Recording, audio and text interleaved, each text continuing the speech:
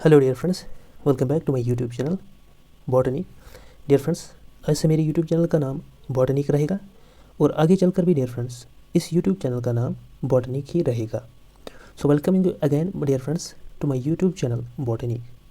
Dear friends, आज का जो टॉपिक है that is botanical code, need and development of botanical code. ये जो लेक्चर रहेगा ये लेक्चर नंबर 2 रहेगा बाइनॉमियल सिस्टम ऑफ नॉमेनक्लेचर का ही, यानी कि ये जो लेक्चर है ये बाइनॉमियल सिस्टम ऑफ नॉमेनक्लेचर का कंटिन्यूएशन लेक्चर नंबर 2 रहेगा। सो डियर फ्रेंड्स, यहाँ पर हम डिस्कस करेंगे पहले कि जो हमने बाइनॉमियल सिस्टम ऑफ नॉमेनक्लेचर में कुछ इंपॉर्टेंट चीज़ें यहाँ पर पढ़ी थी उनको हम डिस्कस करेंगे और साथ ही साथ हम dear friends binomial system of nomenclature के रिगार्डिंग कुछ एडिशनल पॉइंट्स को भी यहाँ पर डिस्कस करने वाले हैं। सो पॉइंट नंबर 1 हमने डियर फ्रेंड्स पढ़ा था कि बाइनॉमियल सिस्टम ऑफ नॉमेनक्लेचर को पहली बार यूज़ किया था, फर्स्ट टाइम यूज़ किया था बाइनॉमियल सिस्टम ऑफ नॉमेनक्लेचर को कैस्पर बोहिन ने डियर फ्रेंड्स पहली बार बाइनॉमियल सिस्टम ऑफ नॉमेनक्लेचर का यूज़ 1623 में किया था। लेकिन डियर फ्रेंड्स कैस्पर बोहिन ने यहाँ पर बाइनॉमियल सिस्टम ऑफ नॉमेनक्लेचर का तो यूज़ पहली बार किया, लेकिन इसका प्रॉपर इम्प्लीमेंटेशन नहीं किया। सो यूज़ तो पहले किया डियर फ्रेंड्स कैस्पर बोहिन ने। तो अगर आपसे पूछा जाएगा डियर फ्रेंड्स कि पहली बार या initially binomial system of nomenclature को यूज़ करने वाले कौन व्यक्ति थे, तो वो थे कैस्पर बोहिन। 1623 में डियर फ्रेंड्स उन्होंने बाइनॉमियल सिस्टम ऑफ नॉमेनक्लेचर को यूज़ किया था, लेकिन डियर फ्रेंड्स उन्होंने बाइनॉमियल सिस्टम ऑफ नॉमेनक्लेचर को प्रॉपरली इम्प्लीमेंट नहीं किया था। और बाइनॉमियल सिस्टम ऑफ नॉमेनक्लेचर को डियर फ्रेंड्स प्रॉपरली इम्प्लीमेंट किया था, पॉइंट नंबर 2 हमने सीखा था कार्ल लिनस ने।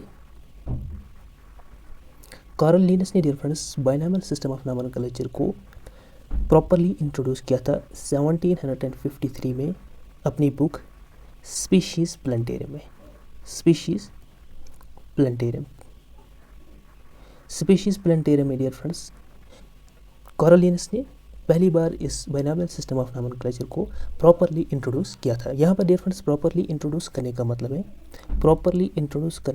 डियर फ्रेंड्स, अगर हम कहेंगे प्रॉपरली इंट्रोड्यूस करने का मतलब है कि जो उसने बुक लिखी थी that is species plantarum dear friends, जो बुक लिखी थी कार्ल लिनस ने स्पीशीज़ प्लांटेरियम, और इस स्पीशीज़ प्लांटेरियम में डियर फ्रेंड्स कार्ल लिनस ने near about 6000 species of plants को यहाँ पर डिस्क्राइब किया था। और साथ ही साथ डिस्क्राइब करने के साथ ही साथ डियर फ्रेंड्स जो इसने सिस्टम ऑफ नॉमेनक्लेचर यहाँ पर यूज़ किया था, यानी कि इन स्पीशीज़ को जो इसने नाम देने के लिए जो सिस्टम ऑफ नॉमेनक्लेचर इसने यूज़ किया था वो किया था इसने बाइनॉमियल सिस्टम ऑफ नॉमेनक्लेचर। यानी कि ये जितनी जितनी भी स्पीशीज़ थी that is near about 6000 species इसने डिस्कस की थी अपनी बुक स्पीशीज़ प्लांटेरियम में, और इन सारी स्पीशीज़ का नाम डियर फ्रेंड्स इसने बाइनॉमियल सिस्टम ऑफ नॉमेनक्लेचर के अकॉर्डिंग ही रखा था। तो यहाँ पर हम ये कह सकते हैं कि अगर हमारे पास क्वेश्चन आ गया कि बाइनॉमियल सिस्टम ऑफ नॉमेनक्लेचर को प्रॉपरली इंप्लीमेंट किसने किया था, तो हम कहेंगे कि बाइनॉमियल सिस्टम ऑफ नॉमेनक्लेचर को प्रॉपरली इंप्लीमेंट करने वाले थे कार्ल लिनस। यहाँ पर डियर फ्रेंड्स आप ये चीज़ याद रख लीजिएगा कि कार्ल लिनस ने स्पीशीज़ प्लांटेरियम जो उसने बुक लिखी थी स्पीशीज़ प्लांटेरियम, यहाँ पर नाम से ही पता चलता है कि स्पीशीज़ के बारे में उसने प्लांटेरियम यानी कि प्लांट स्पीशीज़ के बारे में उसने यहाँ पर डिस्कस किया था। और यहाँ पर जितने भी यानी कि नाम्स थे, यानी कि जितने भी नाम थे यहाँ पर, यानी कि जो इन स्पीशीज़ को कार्ल लिनस ने दिए थे वो उसने बाइनॉमियल सिस्टम ऑफ नॉमेनक्लेचर के अकॉर्डिंग ही यहाँ पर दिए थे, यानी कि यहाँ पर उसने यूज़ किया था binomial system of nomenclature. Difference यहाँ पर स्पीशीज़ प्लांटेरियम में जो भी स्पीशीज़ कार्ल लिनस ने डिस्क्राइब की थी या डिस्कस की थी, खाली उनका नाम यहाँ पर डियर फ्रेंड्स उसने बाइनॉमियल सिस्टम ऑफ नॉमेनक्लेचर के अकॉर्डिंग दिया था। यहाँ पर कार्ल लिनस ने, यहाँ पर एक और बात समझने की जरूरत है कि यहाँ पर कार्ल लिनस ने बाइनॉमियल सिस्टम ऑफ नॉमेनक्लेचर के किसी भी रूल को यहाँ पर इस बुक में डिस्कस नहीं किया था। खाली यहाँ पर उसने क्या किया था, इंट्रोड्यूस किया था binomial system of nomenclature, properly introduce किया था क्या, binomial system of nomenclature, properly introduce किया था dear friends binomial system of nomenclature. या आप ये भी कह सकते हो डियर फ्रेंड्स कि उन्होंने properly binomial system of nomenclature को इम्प्लीमेंट किया था किसमें, अपनी बुक स्पीशीज़ प्लांटेरियम में। और अगर आपसे डिफरेंस ये पूछा जाएगा कि बाइनॉमियल सिस्टम ऑफ नॉमेनक्लेचर के रूल्स जो कार्ल लिनस ने दिए थे वो किस किस बुक में दिए थे, तो आपको 3 बुक्स याद रखनी है dear friends. One is fundamental botanica, number second is dear friends critica botanica, critica botanica. And number third is dear friends philosophica, philosophica botanica.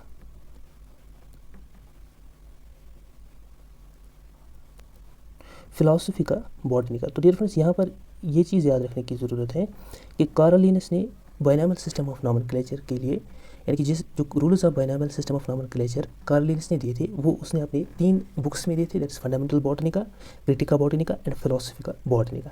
लेकिन डियर फ्रेंड्स यहाँ पर अगर हम देखेंगे तो ये जो फंडामेंटल बॉटनिका है ये बाद में बेस बन गई किसके लिए, फिलोसफिका बॉटनिका। तो हम ये भी कह सकते हैं कि इसने अपने जो रूल्स हैं वो इन 2 बुक्स में दिए थे, that's क्रिटिका botanica and philosophica Botanica. वो पहले जो रूल्स इसने दिए थे कार्ल लिनस ने, यानी कि पहले रूल्स जो दिए थे बायनॉमियल सिस्टम ऑफ नॉमेनक्लेचर के रिगार्डिंग, जितने भी इसने रूल्स इंट्रोड्यूस किए थे वो पहले इसने किए थे अपनी book dear friends critica botanica. Critica botanica में इसने पहले कुछ रूल्स इंट्रोड्यूस किए थे, बाद में डियर फ्रेंड्स इन रूल्स को कार्ल लिनस ने एम्पलीफाई किया, यानी कि कुछ और रूल्स, एडिशनल रूल्स यहाँ पर कार्ल लिनस ने इंट्रोड्यूस किए थे, और इन रूल्स को कार्ल लिनस ने अपनी बुक फिलोसफिका बॉटनिका में यहाँ पर इसने इन रूल्स को इंट्रोड्यूस किया था। यानी कि अगर आपसे पूछा जाएगा कि इनिशियली कार्ल लिनस ने बायनॉमियल सिस्टम ऑफ नॉमेनक्लेचर के रूल्स किस बुक में दिए थे, तो उसने दिए थे क्रिटिका बॉटनिका में। अगर आपसे डियर फ्रेंड्स ये पूछा जाएगा कि कार्ल लिनस ने बायनॉमियल सिस्टम ऑफ नॉमेनक्लेचर के रूल्स किस वाली बुक में एम्पलीफाई किए थे, यानी कि इनका एडिशन कुछ रूल्स का किया था, तो आप कह दीजिएगा डियर फ्रेंड्स फिलोसफिका बॉटनिका में। ठीक है ना डियर फ्रेंड्स, तो यहाँ तक आपको आई होप कि सारी बातें क्लियर हुई होंगी। आगे चलते हैं डियर फ्रेंड्स, यहाँ पर the binomial system of nomenclature was first used by Caspar Bauhin. Caspar Bauhin ने पहली बार बायनॉमियल सिस्टम ऑफ नॉमेनक्लेचर का यूज़ किया था। ठीक है dear friends, the binomial system of nomenclature was properly introduced और implemented or followed by Carl Linnaeus 1753 in his book Species Plantarum, where he gave the description of about 6000 species with proper names in accordance with the binomial system of nomenclature। जो हमने पहले भी पढ़ा था dear friends कि पहले बार properly binomial system of nomenclature को इंप्लीमेंट या इंट्रोड्यूस करने वाले थे कार्ल लिनस। ठीक है ना डियर फ्रेंड्स, यहाँ तक आपको क्लियर हुआ होगा I hope. And in the 10th edition of his book systema naturae, देखिए डियर फ्रेंड्स सिस्टमा नेचुरा के 10th एडिशन में, यानी कि जो 10th एडिशन था सिस्टमा नेचुरा का, जो कार्ल लिनस ने बुक लिखी थी, तो उसमें उसने क्या किया, एनिमल्स के लिए बायनॉमियल सिस्टम ऑफ नॉमेनक्लेचर को इंट्रोड्यूस किया था। ये भी यहाँ पर डियर फ्रेंड्स बहुत ही इंपॉर्टेंट पॉइंट है कि अगर आपसे पूछा जाएगा कि कार्ल लिनस ने एनिमल्स के लिए बायनॉमियल सिस्टम ऑफ नॉमेनक्लेचर किस वाली बुक में इंट्रोड्यूस किया था, तो उसने किया था डियर फ्रेंड्स सिस्टमा नेचुरा में। ठीक है ना dear friends, 1758। In its 10th edition it classified 4400 species of animals and 7700 species of plants. Hope guys कि यहाँ तक आपको सारी चीज़ें क्लियर हुई होंगी।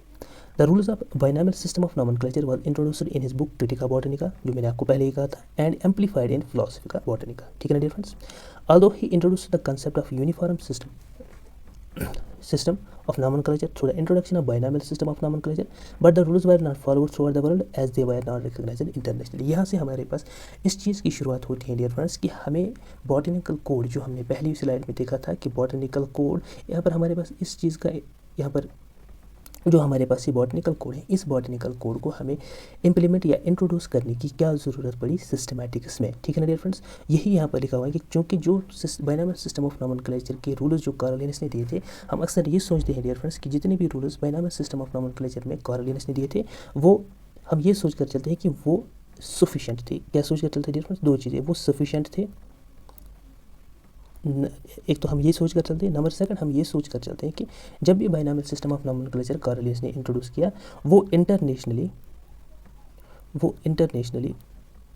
रिकॉग्नाइज हो गया, वो इंटरनेशनली उसी टाइम रिकॉग्नाइज हो गया। लेकिन ऐसी बात नहीं है डियर फ्रेंड्स, कार्ल लिनस ने तो 1753 में बायनॉमियल सिस्टम ऑफ नॉमेनक्लेचर को इंट्रोड्यूस किया था, यानी कि उसने बायनॉमियल सिस्टम ऑफ नॉमेनक्लेचर का यूज़ 1753 में अपनी बुक स्पीशीज प्लांटेरम में किया था, और बाद में उसने रूल्स क्रिटिका बॉटनिका और फिलोसफिका बॉटनिका में भी दिए थे। लेकिन डियर फ्रेंड्स, एक तो ये चीज़ है कि जितने भी रूल्स दिए थे, कुछ इंसफिशिएंसीज थी उन रूल्स में जो भी कार्ल लिनस ने दिए थे, और उनमें सुधार लाना ज़रूरी था। नंबर सेकंड पॉइंट था डियर फ्रेंड्स कि जब भी कार्ल लिनस ने 1753 में उसने बायनॉमियल सिस्टम ऑफ नॉमेनक्लेचर को इंट्रोड्यूस किया, लेकिन उसी टाइम ये बायनॉमियल सिस्टम ऑफ नॉमेनक्लेचर के रूल्स या जितना भी binomial system of nomenclature Carl Linnaeus ने दिया था, वो उसी टाइम इंटरनेशनली रिकॉग्नाइज नहीं हुआ। यानी कि इंटरनेशनली रिकॉग्नाइज का मतलब ये हुआ डियर फ्रेंड्स कि हर एक एरिया के साइंटिस्ट जितने भी थे या टैक्सोनॉमिस्ट जितने भी थे वो इस रूल को फॉलो नहीं करते थे। यानी कि हर एक कंट्री के जितने भी टैक्सोनॉमिस्ट थे वो अपनी कंट्री के बनाए हुए रूल्स को ही फॉलो करते थे, ठीक है डिफरेंस। यानी कि ये इंटरनेशनली यहाँ पर ये कह सकते हैं कि बायनॉमियल सिस्टम ऑफ नॉमेनक्लेचर जो कार्ल लिंस ने दिया था वो इंटरनेशनली रिकॉग्नाइज नहीं हुआ था, ठीक है ना डिफरेंस। आई होप सो कि यहाँ पर आपको क्लियर हुआ होगा। और इसी इनसफिशिएंसीज़ को या इसी चीज़ को इंटरनेशनलाइज कराने के लिए एक यूनिफॉर्म सिस्टम बनाने के लिए ताकि ये बायनॉमियल सिस्टम ऑफ नॉमेनक्लेचर हर एक कंट्री में इम्प्लीमेंट हो जाए, इसी सिस्टम को इम्प्लीमेंट कराने के लिए हमारे पास क्या आ गया डियर फ्रेंड्स, बॉटनिकल कोड। हमारे पास किस चीज़ का इंट्रोडक्शन हो गया, बॉटनिकल कोड का इंट्रोडक्शन हो गया, ठीक है ना डियर फ्रेंड्स। बॉटनिकल कोड का इंट्रोडक्शन हो गया इसलिए ताकि हमारे पास जो भी इनसफिशिएंसीज थी यानी कि बायनॉमियल सिस्टम ऑफ नॉमेनक्लेचर में, एक तो हम इन्हें दूर करेंगे, नंबर सेकंड कि इस बायनॉमियल सिस्टम ऑफ नॉमेनक्लेचर को हमें इंटरनेशनली रिकॉग्नाइज कराना है, ठीक है ना, या इंटरनेशनली हमें इसे इम्प्लीमेंट कराना है कि हर एक टैक्सोनॉमिस्ट, हर एक कंट्री के जितने भी टैक्सोनॉमिस्ट हैं, जो भी टैक्सोनॉमिस्ट हैं वो खाली बायनॉमियल सिस्टम ऑफ नॉमेनक्लेचर को ही फॉलो करें और जो भी उन्होंने रूल्स अपनी कंट्री के अकॉर्डिंग बनाए हैं वो रूल्स को उन्हें अबैंडन करना पड़ेगा। इस चीज़ के लिए हमने क्या किया, हमने बॉटनिकल कोड को डेवलप किया। आई होप गाइस कि यहाँ तक आपको सारी चीज़ें क्लियर हुई होगी। देखिए डियर फ्रेंड्स, अब सवाल ये आता है कि बॉटनिकल कोड है क्या। तो बॉटनिकल कोड क्या है डियर फ्रेंड्स, बॉटनिकल कोड है international code of botanical nomenclature, that is ICBN, international code of botanical nomenclature. यानी कि जो international code of botanical nomenclature है, जो फॉर्मर नेम था किसका, बॉटनिकल कोड का, अब इसे कहते हैं डियर फ्रेंड्स ICN, अब इसे कहते हैं ICN। ये पहला वाला नाम था इसका ICBN, that is international code of botanical nomenclature. अब इसका नाम चेंज करके रखा गया है dear friends ICN, international code of nomenclature. ये किस किस के लिए है dear friends, international code of nomenclature for algae, international code of nomenclature for fungus and international code of nomenclature for plants, ठीक है ना dear friends. International code of nomenclature इसको आज की ज़माने में कहते हैं या आज इसे कहते हैं dear friends international code of nomenclature. International code of botanical nomenclature जो आप यहाँ पर देख रहे हो डियर फ्रेंड्स, ये इसका पहला वाला नाम था डियर फ्रेंड्स और इसका नाम अब चेंज करके रखा गया है इंटरनेशनल कोड ऑफ नॉमेनक्लेचर। अगर आपसे ये पूछा जाएगा कि इंटरनेशनल कोड ऑफ नॉमेनक्लेचर किस किस के लिए, that's for algae, that's for fungi and that's for plants, ठीक है ना डियर फ्रेंड्स। ये चीज़ आपको याद रखनी है। तो इंटरनेशनल बॉटनिकल कोड क्या है, तो botanical code is the set of rules and recommendations dealing with the formal botanical names that are given to the plants. यानी कि जो डील कर रहे हैं किसके साथ, बॉटनिकल नेम्स के साथ जो हमने प्लांट्स को दिए हुए हैं, ठीक है ना, उनके रूल्स के साथ, उनके रेगुलेशंस के साथ, उनके रिकमेंडेशंस के साथ, उनके प्रिंसिपल्स के साथ। यानी कि हमें किन प्रिंसिपल को फॉलो करना पड़ेगा कि बायनॉमियल सिस्टम ऑफ या किसी भी एक स्पीशीज़ को नाम देने के लिए, ठीक है ना डिफरेंस। प्रोविजंस मीन्स आर्टिकल्स हमारे पास हैं जो हमें गवर्न करते हैं इस चीज़ के लिए कि हमें एक स्पीशीज़ को किस तरह से एक प्रॉपर नेमिंग करनी चाहिए, ठीक है ना डिफरेंस। आई होप कि यहाँ तक आपको सारी चीज़ें क्लियर होंगी। अगर आपसे डिफरेंस ये पूछा जाएगा कि बॉटनिकल कोड जो है उसके क्या क्या कंपोनेंट्स हैं, तो हमारे पास यहाँ पे उसके 3 कंपोनेंट्स हैं। इंटरनेशनल बॉटनिकल कोड जो है हमारे पास डियर फ्रेंड्स, उसके हमारे पास 3 डिफरेंट तरह के कंपोनेंट्स हैं। वन इज़, एक तो हमारे पास है प्रिंसिपल्स और रूल्स एंड रिकमेंडेशंस, ठीक है ना dear friends, provisions for the governance of the code. तो 3 चीज़ें हैं डियर फ्रेंड्स बॉटनिकल कोड के। That's number first is principles, जो हमने पहले एक प्रिंसिपल पढ़ा था, that's the principle of priority. कुछ प्रिंसिपल्स हैं, कुछ उसूल हैं जिन उसूलों के बेसिस पर हमें एक स्पीशीज़ को एक प्रॉपर नाम देना चाहिए, ठीक है ना dear friends. Number second is rules and recommendation, कुछ रूल्स हैं जो हमें फॉलो कर रहे हैं जब भी हम किसी भी स्पीशीज़ को एक प्रॉपर नाम देना चाहेंगे, ठीक है ना dear friends. And provisions means dear friends यहाँ पर आर्टिकल्स, कुछ आर्टिकल्स हमारे पास हैं, जैसे हमारे पास इंडियन कॉन्स्टिट्यूशन है और इंडियन कॉन्स्टिट्यूशन में हमारे पास क्या है, आर्टिकल्स, जो आर्टिकल्स क्या सिटीजन्स को गवर्न कर रहे हैं कि आप अपनी लाइफ किस तरह से गुजार सकते हो। अगर आपने कोई भी यहाँ हलचल की तो आपको किसी भी आर्टिकल के तहत आपको क्या कर सकते हैं, आपको जेल भेज सकते हैं। इसी तरह से माय डियर फ्रेंड्स यहाँ पर जो हमारे पास प्रोविजंस हैं, या प्रोविजंस क्या है, प्रोविजंस है डियर फ्रेंड्स आर्टिकल, जो आर्टिकल टैक्सोनॉमिस्ट को गवर्न करते हैं कि आप किस तरह से एक स्पीशीज़ को प्रॉपरली क्या करोगे, एक प्रॉपर नेमिंग, किस तरह से एक स्पीशीज़ को आप प्रॉपर नेमिंग कर सकते हो।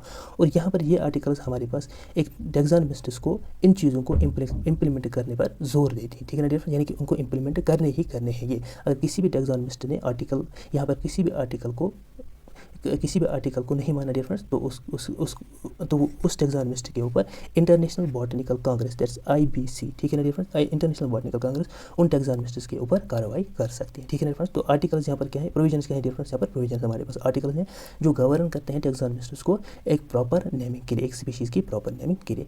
इन चीज़ों को कौन बनाता है डियर फ्रेंड्स, दैट्स ये जो प्रिंसिपल्स हैं, रूल्स और रिकमेंडेशन है या प्रोविजन है। अगर हमारे पास किसी भी आर्टिकल में चेंज लानी होगी या कोई भी नया आर्टिकल हमें ऐड करना पड़ेगा, तो इन सारी चीज़ों को dear friends, my dear friends, हमारे पास एक बॉडी है, we called them as international botanical congress, that's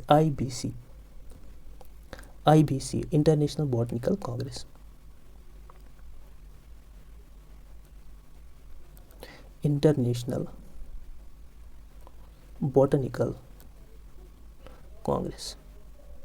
international botanical congress क्या है dear friends? International botanical congress एक इंटरनेशनली रिकॉग्नाइज्ड एक कमेटी है डियर फ्रेंड्स, जो क्या करते हैं, जो प्रिंसिपल्स को बनाती है, rules and recommendations for the proper naming of species, और जो प्रोविजन को बनाती है। प्रोविजन यानी कि किसी भी आर्टिकल को अगर हमारे पास हटाना होगा या किसी भी आर्टिकल को अगर हमारे पास ऐड करना होगा, तो ये खाली और खाली कौन कर सकता है डियर फ्रेंड्स? ये खाली और खाली IBC, that is international botanical Congress जो हमारे पास है, वही उसी के मेंबर्स इस चीज़ को एक प्रॉपर मीटिंग के थ्रू इसको हटा सकते हैं या किसी भी आर्टिकल को इंट्रोड्यूस कर सकते हैं। ठीक है डियर फ्रेंड्स? तो ये खाली कौन कर सकता है डियर फ्रेंड्स? ये खाली इंटरनेशनल बॉटनिकल कांग्रेस ही कर सकता है। और international botanical congress my dear friends जो है, ये हमारे पास 1864 में जो हमारे पास पेरिस कॉन्फ्रेंस हुई थी टैक्सोनॉमिस्ट्स की, वहाँ पर इंटरनेशनल बॉटनिकल कांग्रेस का इब्तिदा होगा, यानी कि वहाँ पर इस ऑर्गेनाइजेशन का बेस बन गया। ठीक है ना डियर फ्रेंड्स? यानी कि वहाँ पर ये ऑर्गेनाइजेशन पहली बार बन गई, इंटरनेशनल बॉटनिकल कांग्रेस। कब बन गई डियर फ्रेंड्स? 1864 में। कहाँ पे? पेरिस में डियर फ्रेंड्स। ठीक है ना डियर फ्रेंड्स? आई होप कि यहाँ तक आपको सारी चीज़ें क्लियर हुई होंगी। तो डियर फ्रेंड्स, मैंने आपसे क्या कहा था? मैंने आपसे कहा था कि जो भी हमारे पास इनसफिशेंसीज थी बाइनॉमियल सिस्टम ऑफ नॉमेनक्लेचर में, और इस बाइनॉमियल सिस्टम ऑफ नॉमेनक्लेचर को इंटरनेशनली रिकॉग्नाइज कराने के लिए हमारे पास हमने बनाई क्या? बॉटनिकल या इंटरनेशनल बॉटनिकल कांग्रेस। यहाँ पर एक कमेटी हमने बनाई, जो कमेटी क्या करते हैं, जो committee principles, rules and recommendation and provisions देती है, जो प्रोविजंस हमें गवर्न करते हैं कि या टैक्सोनॉमिस्ट्स को गवर्न करते हैं कि किस तरह से हमें एक स्पीशीज़ को एक प्रॉपर नेम या प्रॉपर नाम देना चाहिए। ठीक है ना डियर फ्रेंड्स? आई होप कि यहाँ पर आपको सारी चीज़ें क्लियर हुई होंगी। आगे तो यहाँ पर हमने ये सीखा डियर फ्रेंड्स कि बॉटनिकल कोड को डेवलप करने की क्या ज़रूरत पड़ी, क्योंकि जो भी हमारे पास इनसफिशिएंसीज थी बाइनॉमियल सिस्टम ऑफ नॉमेनक्लेचर में, एक तो उनको दूर करना था, दूसरा कि बाइनॉमियल सिस्टम ऑफ नॉमेनक्लेचर को इंटरनेशनली इंप्लीमेंट कराना था। ठीक है ना डियर फ्रेंड्स? आई होप कि यहाँ तक आपको सारी चीज़ें क्लियर हुई होगी। नीचे मैंने यहाँ पर लिखा भी है डियर फ्रेंड्स कि जो हमारे पास international code of botanical nomenclature, जो पहला नाम था, now called as international code of nomenclature, जिसे हम ICN आज के ज़माने में कहते हैं, that's international code of nomenclature for algae, for fungi and plants. This was made during 18th international botanical congress, ठीक है ना, held in Melbourne Australia in July 2011। तो यहाँ पर आप ये चीज़ भी याद रख सकते हो डियर फ्रेंड्स, ये भी ज़रूरी है कि 18th इंटरनेशनल बॉटनिकल कांग्रेस जो हमारे पास हुई, वहाँ पर ICBN का नाम चेंज करके ICN, that's international code of nomenclature for algae, fungi and plants रखा गया, जो हमारे पास 2011 में हुई। कहाँ पर डियर फ्रेंड्स? मेलबोर्न ऑस्ट्रेलिया में। होप सो गाइस कि यहाँ पर आपको सारी चीज़ें क्लियर हुई होंगी। आगे चलते हैं डियर फ्रेंड्स। यहाँ पर हमने क्या देखा? यहाँ पर हमने देखा कि need for the botanical code क्या था। हमने देखा कि जो हमारे पास इनसफिशिएंसी थी बाइनॉमियल सिस्टम ऑफ नॉमेनक्लेचर में, एक तो उनको दूर करना था। नंबर सेकंड कि इस बाइनॉमियल सिस्टम ऑफ नॉमेनक्लेचर को, यानी कि जो रूल्स हमारे पास जो rules binomial system of nomenclature के दिए थे कॉलोनीज ने, उन रूल्स या इस पूरे के पूरे बाइनॉमियल सिस्टम ऑफ नॉमेनक्लेचर को हमें इंटरनेशनली इंप्लीमेंट कराना था। इसलिए हमारे पास किस चीज़ की ज़रूरत पड़ी? हमारे पास बॉटनिकल कोड को डेवलप करने की ज़रूरत पड़ी। होप सो गाइस कि यहाँ पर आपको सारी चीज़ें क्लियर होंगी। अब यहाँ पर एक और चीज़ है डियर फ्रेंड्स कि history of the development of botanical code. अब ये बॉटनिकल कोड की हिस्ट्री क्या है, ये किस तरह से डेवलप हो गया? तो यहाँ पर हम देखते हैं डियर फ्रेंड्स, बॉटनिकल कोड जो हमारे पास है, ये आप मान लीजिए डियर फ्रेंड्स कि कार्ल लिनेस से हमारे पास शुरुआत होगी बाइनॉमियल सिस्टम ऑफ नॉमेनक्लेचर में। बाद में हमारे पास एक और टैक्सोनॉमिस्ट आ गए, एल्फानोस,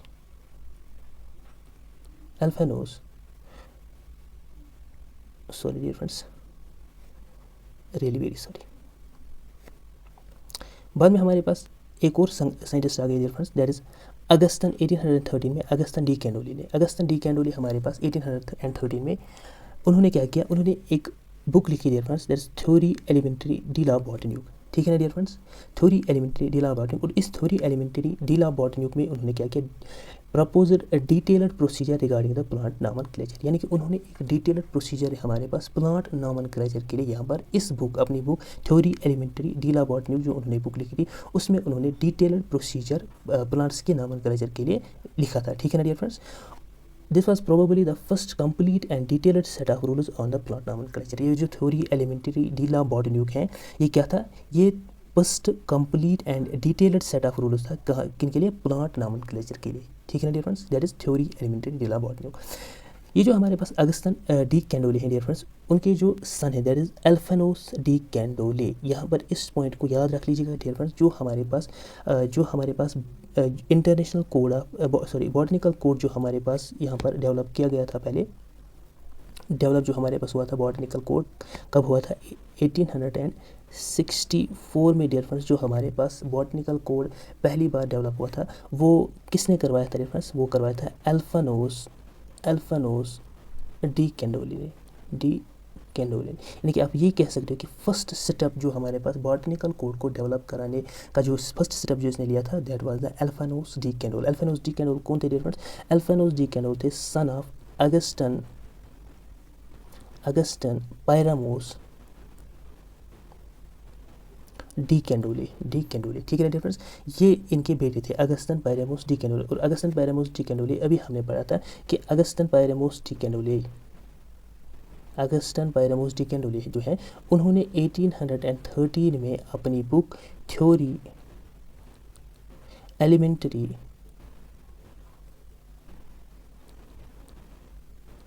डीला botanique theory elementary de la botanique में उन्होंने क्या दिया था? उन्होंने first complete procedure for the nomenclature of plants अपनी book theory elementary de la botanique में उन्होंने दिया था, ठीक है ना डियर फ्रेंड्स? और उन्हीं के बेटे थे कौन? अल्फानोस डी कैंडोले, ठीक है ना? और अल्फानोस डी कैंडोले ने डियर फ्रेंड्स 1867 में, सॉरी गाइज यहाँ पर करेक्शन कर लीजिएगा, 1867 नॉट 1864, इट इज़ 1867। 1867 में अल्फानोस डी कैंडोले ने क्या कहा? उन्हें ये फील हुआ कि यहाँ पर हमारे पास जो ये रूल्स हैं बायनॉमियल सिस्टम ऑफ नॉमेनक्लेचर के, इन्हें हमें क्या करना चाहिए? इन्हें हमें एक तो इंटरनेशनली इम्प्लीमेंट कराना चाहिए, ठीक है ना? उन्होंने क्या देखा? उन्होंने देखा हर एक कंट्री ने अपने अपने रूल्स सेट किए हैं नॉमेनक्लेचर के लिए, तो उन्हें ये महसूस हुआ कि हमें इन रूल्स को इंटरनेशनली इम्प्लीमेंट कराना चाहिए। तो उन्होंने क्या किया? उन्होंने 1867 में एक कॉन्फ्रेंस बुलाई जो फर्स्ट इंटरनेशनल कॉन्फ्रेंस थी, बॉटनिकल कांग्रेस थी, ठीक है ना डियर फ्रेंड? बॉटनिकल कांग्रेस की जो फर्स्ट क्या थी, फर्स्ट जो हमारे पास फर्स्ट मीटिंग जो थी वो किसने बुलाई थी? वो बुलाई थी अल्फानोस डी कैंडोले ने। और ये मीटिंग कहाँ पर हुई थी डियर फ्रेंड्स? ये मीटिंग हुई थी पेरिस में। कब हुई थी डियर फ्रेंड्स? 1867 में। तो हम ये कहते हैं कि डियर फ्रेंड्स कि जो फर्स्ट स्टेप हमारे पास बॉटनिकल कोड को डेवलप करने का जो फर्स्ट स्टेप उठाया था, वो उठाया था किसने डियर फ्रेंड्स? वो उठाया था अल्फानोस डी कैंडोले ने। और अल्फानोस डी कैंडोले ने कौन थे डियर फ्रेंड्स? अल्फानोस डी कैंडोले थे son of Augustin Pyramus de कैंडोले। और अगस्टन पायरामोस डी कैंडोले ने एक बुक लिखी थी थ्योरी एलिमेंटरी डीला बॉटनिक। और थ्योरी एलिमेंटरी डीला बॉटनिक में उन्होंने कंप्लीट सेट ऑफ प्रोसीजर्स दिए थे किसके लिए? प्लांट्स के नॉमेनक्लेचर के लिए। और अल्फानोस डियर फ्रेंड्स जो अल्फानोस डी कैंडोले जो है उन्होंने क्या किया? उन्होंने जो ये सेट ऑफ रूल्स दिए थे किसने? अगस्टन डी कैंडोले ने। और उन्होंने कुछ खुद एडिशनल और कुछ रूल्स ऐड किए थे इसमें। और ऐड करने के बाद उन्होंने एक कंप्लीट पेपर को डेवलप किया था डियर फ्रेंड्स, जिस कंप्लीट पेपर को उन्होंने इस इंटरनेशनल बॉटनिकल कांग्रेस के सामने रख दिया, ठीक है ना डियर फ्रेंड्स? और इन्हें कहा कि हमें इन रूल्स को ही अब फॉलो करना चाहिए और हमें इन रूल्स को अब क्या करना चाहिए? पूरी के पूरी इंटरनेशनली इन्हें इम्प्लीमेंट कराना चाहिए, ठीक है ना डियर फ्रेंड्स? आई होप कि यहाँ तक आपको सारी चीज़ें क्लियर हुई होंगी। अच्छा, आगे चलते हैं डियर फ्रेंड्स। यहाँ पर हमारे पास क्या है? एक और बात आपको याद रखनी है डियर फ्रेंड्स कि जो हमारे पास 1813 में अगस्टन पायरामोस डी कैंडोले ने जो हमारे पास सेट ऑफ प्रोसीजर दिए थे किसके लिए? प्लांट्स के नॉमेनक्लेचर के लिए जो इसने सेट ऑफ प्रोसीजर दिए थे, यहाँ पे हमारे पास पहली बार देखने को मिला क्या? Principle of priority. क्या देखने को मिला dear friends? Principle of priority, यानी कि जो आज आप प्रिंसिपल ऑफ प्रायोरिटी यहाँ पर देख रहे हो डियर फ्रेंड्स, वो किसने दिया था? वो दिया था dear friends Augustan Pyramus de Candolle, ठीक है ना dear friends? Augustan Pyramus de कैंडोले ने प्रिंसिपल ऑफ प्रायोरिटी यहाँ पर डिस्कस किया था अपने इन रूल्स में, उसने प्रिंसिपल ऑफ प्रायोरिटी डिस्कस किया था, ठीक है ना डियर फ्रेंड्स? और यहाँ पर भी यानी कि जो हमारे पास फर्स्ट इंटरनेशनल बॉटनिकल कांग्रेस हुई, जो फर्स्ट इंटरनेशनल बॉटनिकल कांग्रेस किसने बुलवाई थी? अल्फानोस डी कैंडोले ने। कहाँ पर बुलवाई थी डियर फ्रेंड्स? पेरिस में। और जहाँ पर हमारे पास क्या थे? जहाँ पर हमारे पास यूरोपियन और अमेरिकन एंड यूरोपियन बॉटनिस्ट्स यहाँ पर एक साथ जमा हुए और उन यूरोपियन और अमेरिकन बॉटनिस्ट्स के सामने इन्होंने एक सेट ऑफ रूल्स रखे थे, कुछ पेपर्स रखे थे, जिस या आप ये कह सकते हो डियर फ्रेंड्स उन्होंने इन अमेरिकन और यूरोपियन बॉटनिस्ट्स के सामने सेट ऑफ रूल्स रखे जिन सेट ऑफ रूल्स को उन्होंने नाम दिया था लुइस डीला नॉमेनक्लेचर बॉटनी, ठीक है ना? Louis de la nomenclature botany. और ये लुइस डीला नॉमेनक्लेचर बॉटनी किसने लिखा था डियर फ्रेंड्स? ये लिखा था अल्फानोस डी कैंडोले ने, ठीक है ना डियर फ्रेंड्स? एक सेट ऑफ रूल्स उसने रखा था, यानी कि आप एक फाइल की सूरत में माय डियर फ्रेंड्स इसने इसको क्या किया था? प्रिंट किया था। और ये इसने किन के सामने रखा था? ये इसने इंटरनेशनल बॉटनिकल कांग्रेस के सामने रखा था, यानी कि जिस इंटरनेशनल बॉटनिकल कांग्रेस की पहली बार जो हमारे पास मीटिंग हुई वो हुई थी कहाँ पर, पेरिस में। और पेरिस में ही इसने ये सेट ऑफ रूल्स उनके सामने, और इस अगर आपसे पूछा जाएगा डियर फ्रेंड्स कि ये जो हमारे पास ये मीटिंग हुई इसमें कौन कौन थे, तो इसमें थे डियर फ्रेंड्स अमेरिकन और यूरोपियन बॉटनिस्ट्स यहाँ पर इन्वाइट किए गए थे। और इसने जो सेट ऑफ नॉमेनक्लेचर या जो इसने रूल्स ऑफ नॉमेनक्लेचर यहाँ पे लिखे थे उसका नाम इन्होंने रखा डियर फ्रेंड्स, किसने, अल्फानोस डी कैंडोल ने, Louis de la nomenclature botanique, ठीक है ना। और इसकी कॉपी माय डियर फ्रेंड्स इन्होंने जितने भी मेंबर्स यहाँ पर इंटरनेशनल बॉटनिकल कांग्रेस के थे इन इंटरनेशनल बॉटनिकल कांग्रेस के मेंबर्स के हाथ में थमा दी, और इन्हें कहा कि अब हमें प्रॉपरली इन रूल्स को फॉलो करना चाहिए, अब हमें यही रूल्स इम्प्लीमेंट करने चाहिए, और इंटरनेशनली अब हमें इन्हीं रूल्स को रिकॉग्नाइज करना चाहिए। तो यहाँ पर हमने देखा डियर फ्रेंड्स कि पेरिस में पहली बार क्या मीटिंग हो गई, किसकी, इंटरनेशनल बॉटनिकल कांग्रेस की। पेरिस में यहाँ पर हमारे पास पहली मीटिंग हो गई, और इस मीटिंग को बुलाने वाले थे my dear friends Alphonse D कैंडोली ने। क्यों बुलाया था my dear friends Alphonse D कैंडोली ने, क्योंकि उन्होंने कहा था कि जो भी हमारे पास बाइनॉमियल सिस्टम ऑफ नॉमेनक्लेचर जो कार्लिनस ने दिया था, अब हमें इस बाइनॉमियल सिस्टम ऑफ नॉमेनक्लेचर को इंटरनेशनली इंप्लीमेंट कराना चाहिए, ठीक है डियर फ्रेंड्स। क्योंकि उन्होंने देखा था कि हर एक कंट्री अपने अपने हिसाब से स्पीशीज़ को अपने अपने हिसाब से अपने अपने रूल से स्पीशीज़ के नाम रखते हैं, ठीक है डियर फ्रेंड्स। तो जो कार्लिनस ने सोचा था कि हम इस चीज़ को, जो हमारे पास अलग अलग नाम है अलग अलग स्पीशीज़ के लिए, अलग अलग कंट्रीज़ में या अलग अलग जगहों पर स्पीशीज़ के लिए अलग अलग नाम है, तो इससे जो कन्फ्यूजन क्रिएट होता है वो कन्फ्यूजन हम दूर करेंगे जब उसने बाइनॉमियल सिस्टम ऑफ नॉमेनक्लेचर को इंट्रोड्यूस किया था। तो अगर फिर से माय डियर फ्रेंड्स फिर से जो भी कंट्रीज़ हैं वो खुद अपने ही रूल्स को फॉलो कर रहे हैं, तो जो कार्लिनस ने सोचा था कि इससे एक बड़ी पिक्चर सॉल्व हो जाएगी, तो फिर से वही प्रॉब्लम यहाँ पर हो रही थी डियर फ्रेंड्स कि हर एक कंट्री के जितने भी टैक्सोनॉमिस्ट थे वो अपने रूल्स फॉलो करते थे और स्पीशीज़ को अपने अकॉर्डिंग ही एक प्रॉपर नाम देते थे, ठीक है ना डिफरेंट। तो इसी चीज़ को ख़त्म करने के लिए अल्फानोस डी कैंडोली ने एक मीटिंग बुलवाई 1867 में पेरिस में, और जहाँ पर इंटरनेशनल बॉटनिकल कांग्रेस को पहली बार डेवलप किया गया था। और डियर फ्रेंड्स जहाँ पर उसने जो सेट ऑफ रूल्स बनाए थे, जिन सेट ऑफ रूल्स को उसने कहा था lois de la nomenclature botanique, ठीक है ना डियर फ्रेंड्स। इन सेट ऑफ रूल्स को उन्होंने अमेरिकन और यूरोपियन बॉटनिस्ट जो भी वहाँ पर इन्वाइटेड थे उनके हाथ में थमा दिया और कहा कि हमें अब इन्हीं रूल्स को through out the world follow करना चाहिए। किसके लिए? एक प्रॉपर नेमिंग के लिए, एक स्पीशीज़ की प्रॉपर नेमिंग के लिए, ठीक है ना डियर फ्रेंड्स। 1867 में पेरिस में ये हुई थी। तो अगर आपसे पूछा जाएगा कि इंटरनेशनल बॉटनिकल कांग्रेस का यानी कि वो किस जगह पर डेवलप हुई थी, तो वो पेरिस में डेवलप हुई थी। पहली बार उसकी मीटिंग पेरिस में ही हुई थी। कब हुई थी डियर फ्रेंड्स वो डेवलप? वो 1867 में डेवलप हुई थी। कहाँ पर डियर फ्रेंड्स? पेरिस में। तो यहाँ पर लिखा हुआ है डियर फ्रेंड्स कि वो पेरिस में डेवलप हुई थी और पेरिस में ही dear friends international botanical congress की पहली मीटिंग हुई थी और पेरिस में ही इंटरनेशनल बॉटनिकल कांग्रेस पहली बार डेवलप हुई थी, ठीक है ना डियर फ्रेंड्स। तो यहाँ पर आप और एक चीज़ देख सकते हो, the first clues of principle of priority came from AP D Candolle 1813 में, ठीक है ना डियर फ्रेंड्स। तो कुछ इंसिफिशिएंसी थी बाइनॉमियल सिस्टम ऑफ नॉमेनक्लेचर में, जिन इंसिफिशिएंसीज को दूर करना था। क्यों? क्योंकि डियर फ्रेंड्स एक स्पीशीज़ जो हमारे पास है, क्योंकि उस एक स्पीशीज़ के बहुत सारे साइंटिस्टों ने अलग अलग नाम रखे थे, ठीक है ना डियर फ्रेंड्स। अब ये डिसाइड करना था कि कौन सा नाम स्पीशीज़ के लिए सबसे बेस्ट होगा। तो यहाँ पर हमने क्या किया, यहाँ पर हमने इस चीज़ का इस्तेमाल किया, that is principal of priority. और प्रिंसिपल ऑफ प्रायोरिटी को पहली बार किसने दिया था? AP डी कैंडोले ने, दैट्स अगस्टन पायरेमोस डी कैंडोले ने 1813 में, किसमें? थ्योरी एलिमेंटरी डी ला बॉटनी, जो उसने अपनी बुक लिखी थी। तो पहली क्लूज कहाँ से हमें मिलते हैं प्रिंसिपल ऑफ प्रायोरिटी के रेफरेंस? पहली क्लूज हमें प्रिंसिपल ऑफ प्रायोरिटी के मिलते हैं AP डी कैंडोले में, ठीक है ना डिफरेंस। क्योंकि बॉटनी जिन टैक्सोनॉमिस्ट्स ने भी एक स्पीशीज़ के अलग अलग नाम रखे होंगे, ठीक है ना डियर फ्रेंड्स। अपनी अपनी कंट्री के जितने भी टैक्सोनॉमिस्ट अलग अलग कंट्रीज़ के, उन्होंने हो सकता है कि एक स्पीशीज़ के अलग अलग नाम रखे होंगे, ठीक है ना। ये तो जाहिर सी बात है डियर फ्रेंड्स कि उन्होंने एक स्पीशीज़ के अलग नाम रखे होंगे। तो अब अगर हम एक यूनिफॉर्म सिस्टम ऑफ नॉमेनक्लेचर को फॉलो करने जा रहे हैं, अब ये तो डिसाइड करना था कि कौन से साइंटिस्ट का नाम इस स्पीशीज़ के लिए रखा जाएगा, किस टैक्सोनॉमिस्ट का नाम जो इस स्पीशीज़ के लिए, किस टैक्सोनॉमिस्ट का नाम रखा जाएगा जिस स्पीशीज़ के लिए हर एक टैक्सोनॉमिस्ट ने एक अलग अलग नाम अपने कंट्री के रूल्स के अकॉर्डिंग दिया था। तो इस बिग पिक्चर को सॉल्व करने के लिए हमारे पास अगस्टन पायरेमोस डी कैंडोले ने अपनी बुक थ्योरी एलिमेंटरी डी ला बॉटनी में प्रिंसिपल ऑफ प्रायोरिटी को यहाँ पर इंट्रोड्यूस किया था।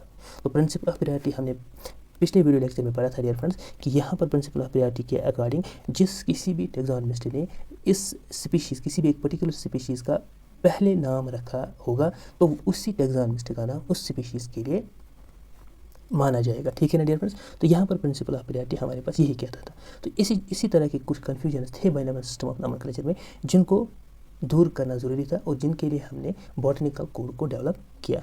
आई होप गाइज कि यहाँ तक आपको सारी चीज़ें क्लियर होंगी। फिर भी डियर फ्रेंड्स अगर आपको किसी भी चीज़ में डाउट रहता है तो आप मुझे कमेंट सेक्शन में जाकर अपना डाउट पूछ सकते हो। आगे बढ़ते हैं डियर फ्रेंड्स। तो यहाँ पर need of binomial system of nomenclature की ज़रूरत क्या थी, ठीक है ना, डेवलप करने की, बॉटनिकल कोड को डेवलप करने की ज़रूरत क्या थी, क्योंकि यहाँ पर एक तो था प्रिंसिपल ऑफ प्रायोरिटी, यानी कि प्रिंसिपल ऑफ प्रायोरिटी हमने देखा था 1813 में हमारे पास पहले क्लूज प्रिंसिपल ऑफ प्रायोरिटी के मिले। किसने दिए थे, अगस्टन पायरेमोस डी कैंडोली ने, जब थ्योरी एलिमेंट्री डी ला बॉटनी अपनी बुक में जो प्रोसीजर्स नॉमेनक्लेचर के लिए उसने दिए थे, प्लांट नॉमेनक्लेचर के लिए जो प्रोसीजर दिए थे, उसी में हमारे पास पहली बार प्रिंसिपल ऑफ प्रायोरिटी यहाँ पर उसके क्लूज मिले थे। और अगर आप यहाँ पर टाइम पीरियड देखोगे डिफरेंट कार्ल लिनस का, तो कार्ल लिनस का टाइम पीरियड था 1701 से 1778 तक। यहाँ पर अगर आप देखोगे तो यहाँ पर जिया मेज का पहली बार कार्ल लिनस ने 1753 में इसका नाम मेज का रखा था, जिया मेज, फिर जिया कुरागुआ मोलिना ने रखा था। अब ये डियर फ्रेंड्स ये देख लीजिएगा आप, डिफरेंट साइंटिस्ट ने मेज के लिए अलग अलग नाम दिए, ठीक है ना। जिया जापोनी का वन होटे ने दिया था, जिया इंडोराटा स्टोटम ने दिया था 1885 में। तो अब ये डिसाइड करना था कि अगर हमें एक यूनिफॉर्म सिस्टम ऑफ नॉमेनक्लेचर को फॉलो करना है, तो अब हमें यहाँ पर ये भी डिसाइड करना पड़ेगा कि अगर हमारे पास एक स्पीशीज़ है और इस एक स्पीशीज़ की यहाँ पर जैसे आप देख रहे हो कि अलग अलग नाम हैं, तो हमें किस नाम को तरजीह देनी है, प्रायोरिटी किस नाम को देनी है। तो यहाँ पर अल्फोंस डी कैंडोली ने हमें प्रिंसिपल ऑफ प्रायोरिटी दे दिया, कहा कि आप जिस भी टैक्सोनॉमिस्ट ने पहली बार या फर्स्ट टाइम किसी भी स्पीशीज़ का नाम दे दिया, तो आप उसी टैक्सोनॉमिस्ट का नाम उस स्पीशीज़ के लिए रखोगे, ठीक है ना। यहाँ पर जिया मेज यानी कि मेज़ के लिए हमारे पास पहली बार जो नाम दिया था वो दिया था किसने, कार्ल लिनस ने। उसके बाद बाकी साइंटिस्टों ने दिया था। देखिए फ्रेंड्स यहाँ पर आप डेट्स में देख सकते हो। तो प्रिंसिपल ऑफ प्रायोरिटी क्या करें, हमें इसी नाम को या इस स्पीशीज़ की इसी नाम को पहले तरजीह देनी चाहिए, ठीक है ना डियर फ्रेंड्स। तो इस स्पीशीज़ के लिए यही नाम रहेगा जो सबसे पहले किसी भी टैक्सोनॉमिस्ट ने दिया होगा, ठीक है ना। देखिए यहाँ पर मैंने लिखा भी different, the principle of priority has not always been in place when Carl Linnaeus laid the foundation of modern nomenclature he offered no recognition of rare names. देख लीजिएगा different, the botanists who followed him were just as willing to overturn Linus's names, ठीक है ना। The first sign of recognition of principle of priority came in 1813 when A.P.D. Kendall laid out some principles of good nomenclature practice, ठीक है ना। Number second point था, पहला क्या था, पहला ये था कि अगर बहुत सारे साइंटिस्टों ने एक स्पीशीज़ के लिए अलग अलग नाम रखे होंगे, तो हमें किस नाम को पहले तरजीह देनी होगी। तो इस चीज़ को दूर करने के लिए 1813 में हमारे पास, इस इनसफिशिएंसी को दूर करने के लिए 1813 में हमारे पास अगस्टन पायरेमोस डी कैंडोली साहब ने प्रिंसिपल ऑफ प्रायोरिटी का इंट्रोडक्शन करवाया, ठीक है ना डियर फ्रेंड। और पेरिस कोड में भी हमारे पास जो यहाँ पर हमारे पास पहली मीटिंग हुई थी इंटरनेशनल बॉटनिकल कांग्रेस की, कहाँ पर हुई थी डियर फ्रेंड्स, पेरिस में। और इसको हम यहीं पर बॉटनिकल कोड को पहले डेवलप किया गया था डियर फ्रेंड्स, ठीक है ना डियर फ्रेंड्स। तो इसको हम कहते हैं डियर फ्रेंड्स पेरिस कोड भी, इसको हम कहते हैं डियर फ्रेंड्स क्या, पेरिस कोड भी, ठीक है ना। हेल्ड एट पेरिस इन अगस्त 1867, तो इसे हम पेरिस कोड भी कहते हैं डियर फ्रेंड्स। और यहाँ पर जो हमारे पास ये पेरिस कोड है, यहाँ पर जो हमारे पास पॉइंट रखा गया था वो रखा गया था, जहाँ पर जिस पॉइंट पर यहाँ पर जोर दिया गया था इस वाले मीटिंग में डियर फ्रेंड्स, वो दिया गया था प्रिंसिपल ऑफ प्रायोरिटी। वो किस पर दिया गया था डियर फ्रेंड्स, वो प्रिंसिपल ऑफ प्रायोरिटी पर यहाँ पर जोर दिया गया था। यहाँ पर कहा गया था कि हमें स्ट्रिक्टली प्रिंसिपल ऑफ प्रायोरिटी को इम्प्लीमेंट करना चाहिए, ठीक है ना डियर फ्रेंड्स। हर एक साइंटिस्ट को ये बात माननी चाहिए और हमें क्या करना चाहिए, प्रॉपरली और स्ट्रिक्टली हमें प्रिंसिपल ऑफ प्रायोरिटी को यहाँ पर इम्प्लीमेंट करना चाहिए, ठीक है ना डियर फ्रेंड्स। यहाँ पर पेरिस कोड में, लेकिन जो हमारे पास फर्स्ट इंटरनेशनल बॉटनिकल कांग्रेस की जो फर्स्ट मीटिंग हुई वो पेरिस में हुई, यहीं से बॉटनिकल कोड की शुरुआत हो गई डियर फ्रेंड्स। और ये इस डियर फ्रेंड्स जो पेरिस में जो पहली मीटिंग हुई, इसे हम पेरिस कोड के नाम से भी जानते हैं ये। और इस पेरिस कोड में अगर आपसे पूछा जाएगा कि जो पॉइंट ऑफ डिस्कशन था वो क्या था, the point of discussion was principal of priority. यहाँ पर प्रिंसिपल ऑफ प्रायोरिटी पर जोर दिया गया था कि हमें प्रिंसिपल ऑफ प्रायोरिटी को प्रॉपरली इंट्रोड्यूस और इम्प्लीमेंट करना चाहिए।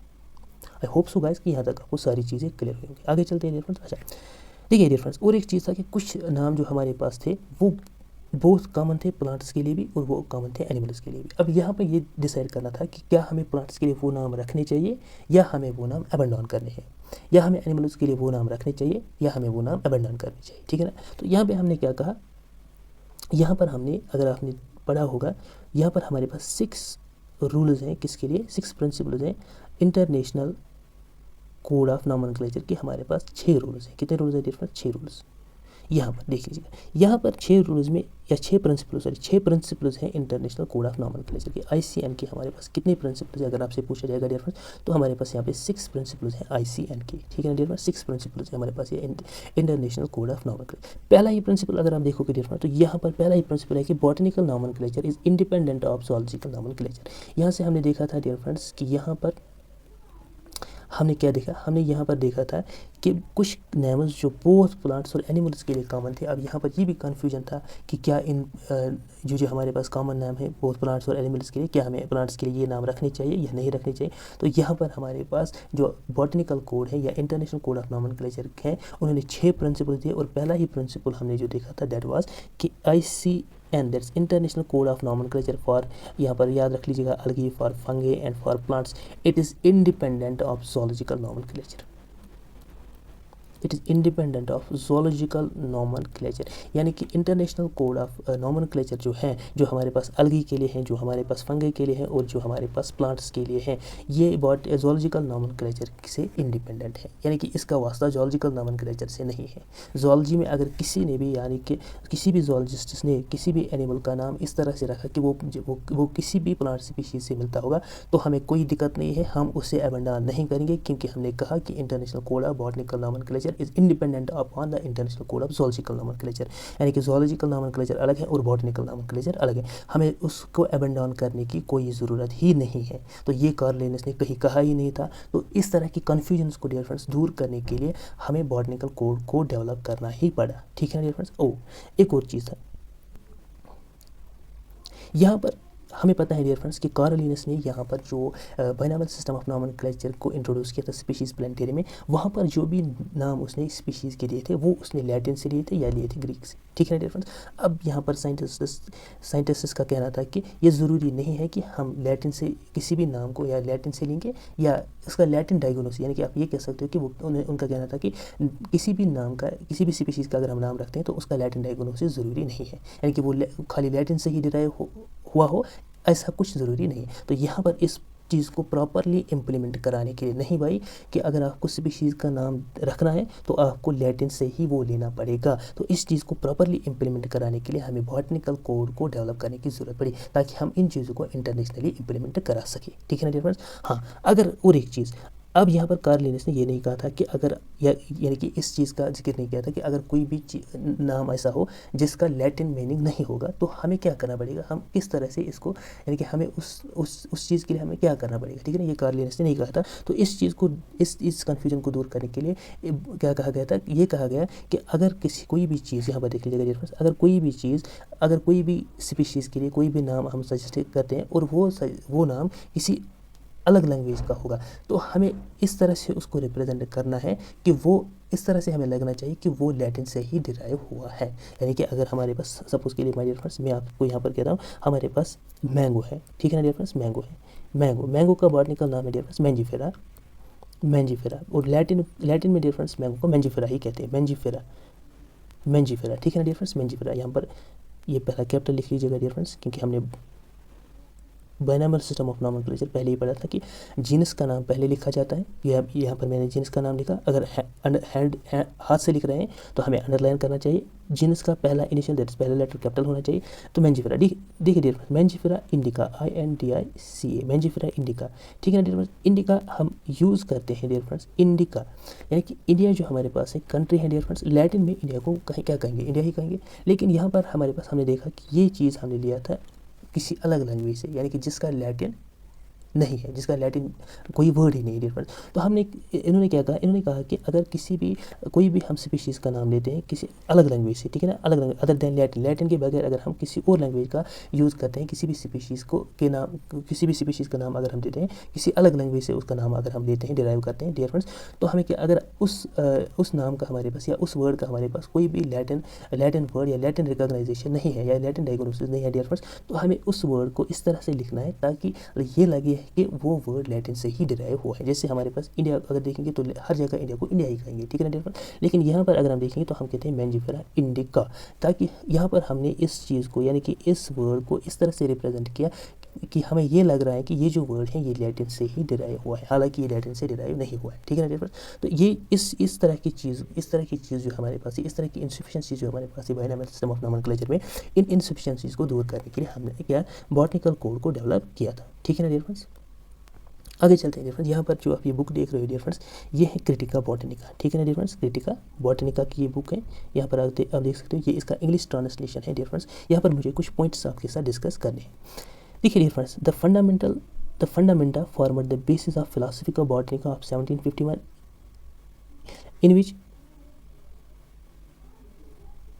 in which the dissemination of nomenclature was again condensed। ठीक है ना डियर फ्रेंड्स, जहाँ पर nomenclature को अगेन क्या किया गया था, एम्पलीफाई किया गया था, या discussion of nomenclature was again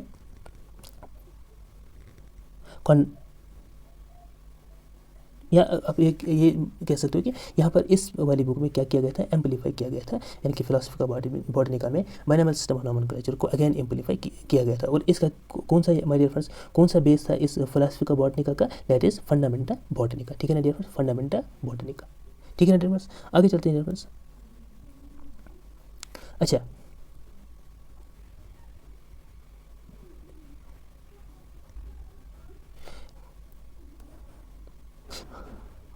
हाँ, यहाँ पर देख लीजिएगा डियर फ्रेंड्स, यहाँ पर हमें एक और चीज़ डिस्कस करना है। The adoption of binomial system of nomenclature necessitates a revolution in Linnaeus point of view between 1737 to 1753। ठीक है ना डियर फ्रेंड्स, यहाँ पर और एक चीज़ देख लीजिएगा dear friends. There is no indication anywhere that a species can have but one valid name. ठीक है ना, there is no indication anywhere, यहाँ पर देख लीजिएगा, there is no indication anywhere. ये जो मैं बुक यहाँ पर ये आपके सामने ये जो हमारे पास ये स्लाइड है dear friends, my dear friends, ये स्लाइड है, ये मैंने स्क्रीनशॉट लिया है, क्रिटिका बॉटनिका की बुक है जो इंग्लिश ट्रांसलेशन, जिसका इंग्लिश ट्रांसलेशन हुआ है, ये उसी के पेज हैं dear friends. There is no indication anywhere that a species can have but one valid name, यानी कि यहाँ पर ये कह रहा है कि किसी भी जगह ये इंडिकेशन नहीं है किसी एक स्पीशीज का खाली एक ही नाम हो सकता है। तो ये भी इंसफिशियंसी है बायनॉमियल सिस्टम ऑफ नॉमेनक्लेचर की। तो इस तरह की इंसफिशियंसीज को दूर करने के लिए हमें हमारे पास बॉटनिकल कोड को ज़रूरी डेवलप करना पड़ा था, है ना डियर फ्रेंड्स। यहाँ पर और and no principle of priority is possible for the names that are diagnosis. अब यहाँ पर ये चीज़ क्या है, इसको हम बाद में समझते हैं, लेकिन माय डियर फ्रेंड्स आप एक और चीज़ यहाँ पर देख लीजिएगा, यहाँ पर देख लीजिएगा। Indeed when we assign various synonyms to the same species, यानी कि साइनोनिम्स का मतलब होता है अलग अलग नेम्स जिनका एक ही मतलब होगा। ठीक है ना, it is necessary that the first place should be allotted to the best synonym. Best synonym लिखा है डियर फ्रेंड्स, यहाँ पर प्रायोरिटी की बात नहीं की गई है, यहाँ पर बेस्ट साइनोनिम की बात की गई है। ठीक है ना dear friends, if it is decided that none of the synonyms is really suitable for the plants then the necessity compels to make up a new one. ठीक है ना, with this we may contrast his attitude towards the generic name. New generic names are not to be kind so long as suitable synonyms are available. इन चीज़ों को आप याद रख लीजिएगा डियर फ्रेंड्स। यहाँ पर क्या हुआ, क्या मैंने आपसे कहा था, पहले मैंने कहा कि यहाँ पर इसने कहा कि देयर इज़ नो इंडिकेशन, हमारे पास यहाँ पर कोई इंडिकेशन किसके लिए नहीं थी कि हमारे पास एक स्पीशीज़ का खाली सिंगल नाम होना चाहिए, सिंगल नेम होना चाहिए। इसकी हमारे पास क्रिटिका बॉटनिका में कोई भी इंडिकेशन नहीं मिलती। या जितने भी रूल्स दिए थे बायनॉमियल सिस्टम ऑफ नॉमेनक्लेचर में किसने, कार्ल लिनस ने, वहाँ पर इन चीज़ों का हमारे पास कोई भी इंडिकेशन नहीं मिलता है। तो इन्हीं इंसफिशियंसीज़ को, इस तरह की इंसफिशियंसीज़ को दूर करने के लिए हमारे पास बॉटनिकल कोड को डेवलप करना पड़ा, जहाँ पर ये कहा गया था कि नहीं, एक स्पीशीज़ का खाली एक ही नाम होना चाहिए, एक प्रॉपर नाम होना चाहिए। ठीक है ना। नंबर सेकंड, किसी भी जगह पर हमारे पास प्रिंसिपल ऑफ प्रायोरिटी देखने को नहीं मिला। ये हाँ, हमारे पास ये चीज़ देखने को ज़रूर मिल गई कि हमारे पास क्या, कि अगर हमारे पास किसी भी एक स्पीशीज़ के बहुत सारे साइनोनिम्स हैं, साइनोनिम्स मीन्स कि बहुत सारे अलग अलग नाम हैं जिनका एक ही मीनिंग है, तो हमें बेस्ट साइनोनिम को चूज़ करना चाहिए। लेकिन प्रायोरिटी का प्रिंसिपल ऑफ प्रायोरिटी यहाँ पर हमारे पास कहीं किसी भी जगह देखने को नहीं मिला। तो ये भी एक इंसफिशियंसी थी कि अगर हमारे पास एक ही स्पीशीज़ से स्पीशीज़ एक है, उसके 1 2 3 4 नाम होते, तो हर एक क्या था कि मेरा नाम रखो, मेरा नाम सफिशिएंट है, या मेरा नाम बेस्ट है, तो यही रखो। तो इस इंसफिशियंसी को दूर करने के लिए हमने देखा कि हमें अगस्टन पैरामोस्टी कैंडोली साहब ने प्रिंसिपल ऑफ प्रायोरिटी का इंट्रोडक्शन कराया था थ्योरी एलिमेंट्री डिला बॉटनी में। ठीक है ना डिफरेंस, यहाँ तक क्लियर सारी चीज़। और एक चीज़ है कि हमारे पास जितने भी जेनेरिक नेम्स हैं, ठीक है ना, जितने भी हमारे पास जेनेरिक नेम्स हैं वो क्या रहेंगे, वो कंजर्व रहेंगे। यहाँ पर हमने देखा था कंजर्व रहेंगे, वो कंजर्व रहेंगे। यहाँ पर देख लीजिएगा, यहाँ पर देख लीजिए, new generic names are not to be kind as long as suitable synonyms are available. ठीक है ना, सुटेबल साइनोनिम्स आर अवेलेबल। नए जेनेरिक नेम्स हमें तब तक ज़रूरत नहीं है कि उन्हें हम नए जेनेरिक नेम्स डेवलप करें जब तक हमारे पास क्या है, सूटेबल साइनोनिम्स है। सूटेबल साइनोनिम्स जब तक हमारे पास मौजूद है, यानी कि यहाँ पर कहा गया है कि जेनेरिक नेम्स को कंजर्व रखना है। और कुछ साइंटिस्ट्स ने ये दैट इज़ जेनेरिक नेम्स को हमें कंजर्व रखना है, इस बात को नहीं माना, कहा कि नहीं, हम इस बात को नहीं मानते। तो इस तरह की इस इंसफिशियंसीज को दूर करने के लिए हमें क्या करना पड़ा, ये हम आगे देखेंगे डियर फ्रेंड्स, कि हमें बॉटनिकल कोड को डेवलप करना पड़ा। ठीक है dear friends, I hope so कि यहाँ तक आपको सारी चीज़ें क्लियर हो होंगी। आगे चलते हैं डियर फ्रेंड्स। देखिए डियर फ्रेंड्स, ये और एक बुक है, दैट इज फिलोसफिका बॉटनिका। ये जो बुक है डियर फ्रेंड्स, ये जो पेज है, ये बुक है फिलोसफिका बॉटनिका की। फिलोसफिका फिलोसोफिका फिलोसफिका बॉटनिका की ये बुक है डियर फ्रेंड्स। यहाँ पर हमारे पास जो चैप्टर 7 है, यहाँ पर नॉमिना, दैट इज़ जो हमारे पास रूल्स हैं, यानी कि जो मैंने कहा था कि पहले क्रिटिका बॉटनिका में दिए थे रूल्स, फिर इनको एम्पलीफाई किया था, कुछ और एडिशनल रूल्स दिए थे किसमें, फिलोसफिका बॉटनिका में। यहाँ पर हमारे पास, यहाँ पर चैप्टर 7 जो हमारे पास है, यहाँ पर देख लीजिए नॉमिना, यानी कि जो लैटिन वर्ड है नॉमिना, यहाँ पर ये किसके साथ, नॉमेनक्लेचर के साथ डील कर रहा है। तो देखिए डियर फ्रेंड्स, यहाँ पर मुझे कुछ इंपॉर्टेंट पॉइंट्स आपके साथ डिस्कस करने हैं, तो उन इंपॉर्टेंट पॉइंट्स को ही यहाँ पर हम डिस्कस करेंगे, ठीक है ना डियर फ्रेंड्स।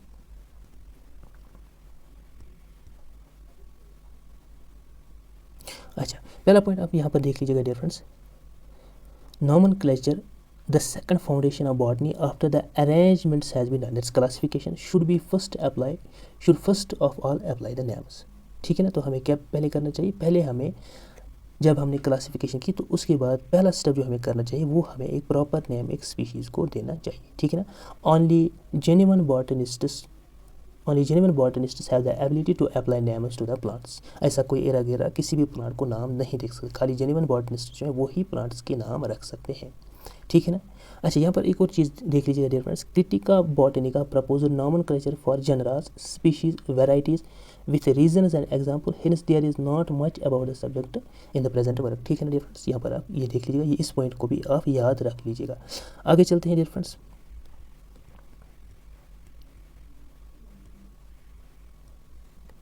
अच्छा, इसको छोड़ दीजिएगा, इस और कुछ पॉइंट्स मुझे आपके साथ डिस्कस करने हैं डियर फ्रेंड्स। उन्हें जो भी हमारे पास इंपॉर्टेंट पॉइंट्स हैं, खाली हम इंपॉर्टेंट पॉइंट्स को ही यहाँ पर डिस्कस करेंगे, बाकी जितने भी पॉइंट्स मैंने यहाँ पर लिए हैं उन्हें डिस्कस करने की ज़रूरत नहीं है, ठीक है ना डियर फ्रेंड्स। तो जितने भी इंपॉर्टेंट पॉइंट्स यहाँ पर बनते हैं उनको मैं आपके साथ डिस्कस ज़रूर करूँगा, और जो भी मुझे लगता है कि जो इंपॉर्टेंट पॉइंट्स नहीं हैं तो हम डियर फ्रेंड्स उन्हें डिस्कस नहीं करेंगे, ठीक है ना। हाँ ठीक है, यहाँ पर देख लीजिएगा डियर फ्रेंड्स, और एक रूल है, any plant that agrees in the genus should be designated by the same generic name, ठीक है डियर फ्रेंड्स। जो भी प्लांट्स होंगे जो सेम जीनस में होंगे तो उनका सेम जेनेरिक नेम ही होना चाहिए, ठीक है ना। तो यहाँ पर हमने एक चीज़ पढ़ा था, कीप पॉट्स क्लीन और फैमिली कैटस, यानी कि जितने भी स्पीशीज़ हैं जो जिनका सेम कुछ करेक्टर है तो उनका वो एक ही जीनस से जब बिलोंग करेंगे तो उनका एक ही जेनेरिक नेम होना चाहिए, ठीक है ना। ऑन द अदर हैंड, दूसरी, any plants that differ in genera should be designated by different names, ठीक है। जो प्लांट्स अलग अलग होंगे तो जब वो अलग अलग जनरा से बिलोंग करेंगे तो उनका अलग अलग जेनेरिक नेम होना चाहिए, तो ये भी फिलोसफिका बॉटनिका में लिखा हुआ है। देख लीजिएगा, और एक difference, the generic names must be a single one with in the same genus, वही लिखा है, इस सेम जीनस में एक ही जेनेरिक नेम हमारे पास होना चाहिए, ठीक है ना डिफरेंस। आगे चलते हैं। If one and the same generic name has been taken to designate different genera, it will have to be excluded from one place or the other, ठीक है ना। अगर हमने एक ही जनरा दो हमारे पास जो प्लांट स्पीशीज़ हैं उनका हमने एक ही जेनेरिक नेम रखा है तो एक जगह से हमें उसे हटा देना है और उसको हमें एक ही जगह पर रखना है, यानी कि एक ही प्लांट स्पीशीज़ के लिए रखना है, दूसरे के लिए हमें नया नाम सजेस्ट करना पड़ेगा, ठीक है ना डियर फ्रेंड्स। अच्छा, आगे चलते हैं डियर फ्रेंड्स, ये पॉइंट्स हमने डिस्कस किए।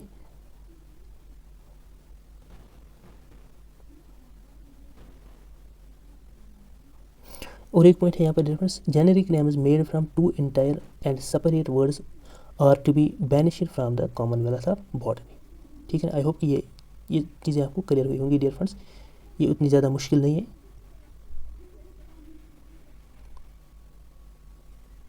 Hybrid generic names from Greek words and Latin words are not to be recognise. अगर हमारे पास कोई भी हाइब्रिड नेम है जहाँ पर हमारे पास कोई भी एक जेनेरिक नेम है जहाँ पे हमारे पास बहुत लैटिन भी होगा और ग्रीक भी होगा तो हमें उसे रिकोगनाइज नहीं करना चाहिए। Generic names compounded of one partial generic application and other entire one are unworthy of botanists, ठीक है ना डियर फ्रेंड्स। आगे चलते हैं। अच्छा, यहाँ पर हमने डियर फ्रेंड्स यहाँ पर हमने कुछ रूल्स देखे थे जो फिलोसफिका बॉटनिका में यहाँ पर डिस्कस किए गए थे, किसके द्वारा, कार्ल लिनेस के द्वारा, ठीक है ना डियर फ्रेंड्स। आगे चलते हैं। यहाँ पर हमने हिस्ट्री ऑफ बॉटनिकल कोड को भी देखा था डियर फ्रेंड्स। यहाँ पर कुछ इंपॉर्टेंट पॉइंट्स हैं जो हमें डिस्कस करने की ज़रूरत है। देख लीजिए डियर फ्रेंड्स, पहला अगर आपको बोला जाएगा कि इंटरनेशनल बॉटनिकल कांग्रेस जो हमारे पास है कब डेवलप हुई, 1867 में पहली मीटिंग हुई इसके पेरिस में, और उससे हम उस कोड को हम डियर फ्रेंड्स पेरिस कोड भी कहते हैं, क्योंकि यहाँ से बॉटनिकल कोड की डेवलपमेंट की शुरुआत होती है। ठीक है ना डियर फ्रेंड्स। यहाँ पर अगर आपसे पूछा जाएगा कि जो हमारे पास पेरिस में पहली मीटिंग हुई थी इंटरनेशनल बॉटनिकल कांग्रेस की, तो इसका पॉइंट क्या रहा वहाँ पर, तो वो रहा प्रिंसिपल ऑफ प्रायोरिटी, यहाँ पर फंडामेंटल पॉइंट ऑफ डिस्कशन रहा। ठीक है ना डियर फ्रेंड्स। अब क्या हुआ देख लीजिएगा, American botanists were not satisfied with this rule, ठीक है ना, and hence adopted separate system known as Rochester code, ठीक है ना, which introduce the concept of type. इससे पहले मैं एक और चीज़ आपको बताना चाहता हूँ डियर फ्रेंड्स, यहाँ पर आप अगर देख सकते हो, यहाँ पर हमारे पास अमेरिकन और ब्रिटिश बॉटनिस्ट्स थे, जब प्रिंसिपल ऑफ प्रायोरिटी हमारे पास यहाँ पर 1867 में जब पेरिस में डियर फ्रेंड्स यहाँ पर इस प्रिंसिपल ऑफ प्रायोरिटी को फंडामेंटल पॉइंट ऑफ डिस्कशन यहाँ पर इसको माना गया, तो कहा गया कि अब हमें प्रिंसिपल ऑफ प्रायोरिटी को प्रॉपरली क्या इंप्लीमेंट करना चाहिए। तो यहाँ पर एक और चीज़ आप देख लीजिए, जो अमेरिकन और जो ब्रिटिश बॉटनिस्ट है वो इस चीज़ से डिबेट हो गए और उन्होंने एक नया रूल यहाँ पर फॉलो करना शुरू कर दिया, दैट इज़ क्यू रूल। तो यहाँ से आपको पता चल जाता है कि जो बाइनॉमियल सिस्टम ऑफ नॉमेनक्लेचर जो था वो इंटरनेशनली अभी रिकॉग्नाइज नहीं हुआ था। ठीक है ना, तो इसी चीज़ को रिकॉग्नाइज करने के लिए हमने बॉटनिकल कोड को डेवलप करना ज़रूरी समझा। ठीक है ना डिफरेंट। तो यहाँ पर क्या है, the Kew rule apply rule of priority in a more flexible way, so that, क्योंकि यहाँ पर एक और चीज़ कहा गया था, यहाँ पर कहा गया था कि पहले हम ये पढ़ते हैं, so that when transferring a species to a new genus there was no requirement to retain the epithet of the original species name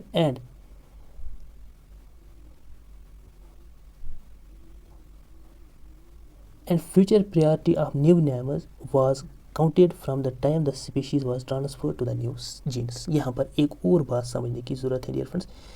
ये बात क्या है डियर फ्रेंड्स, ये बात है प्रिंसिपल ऑफ प्रायोरिटी की,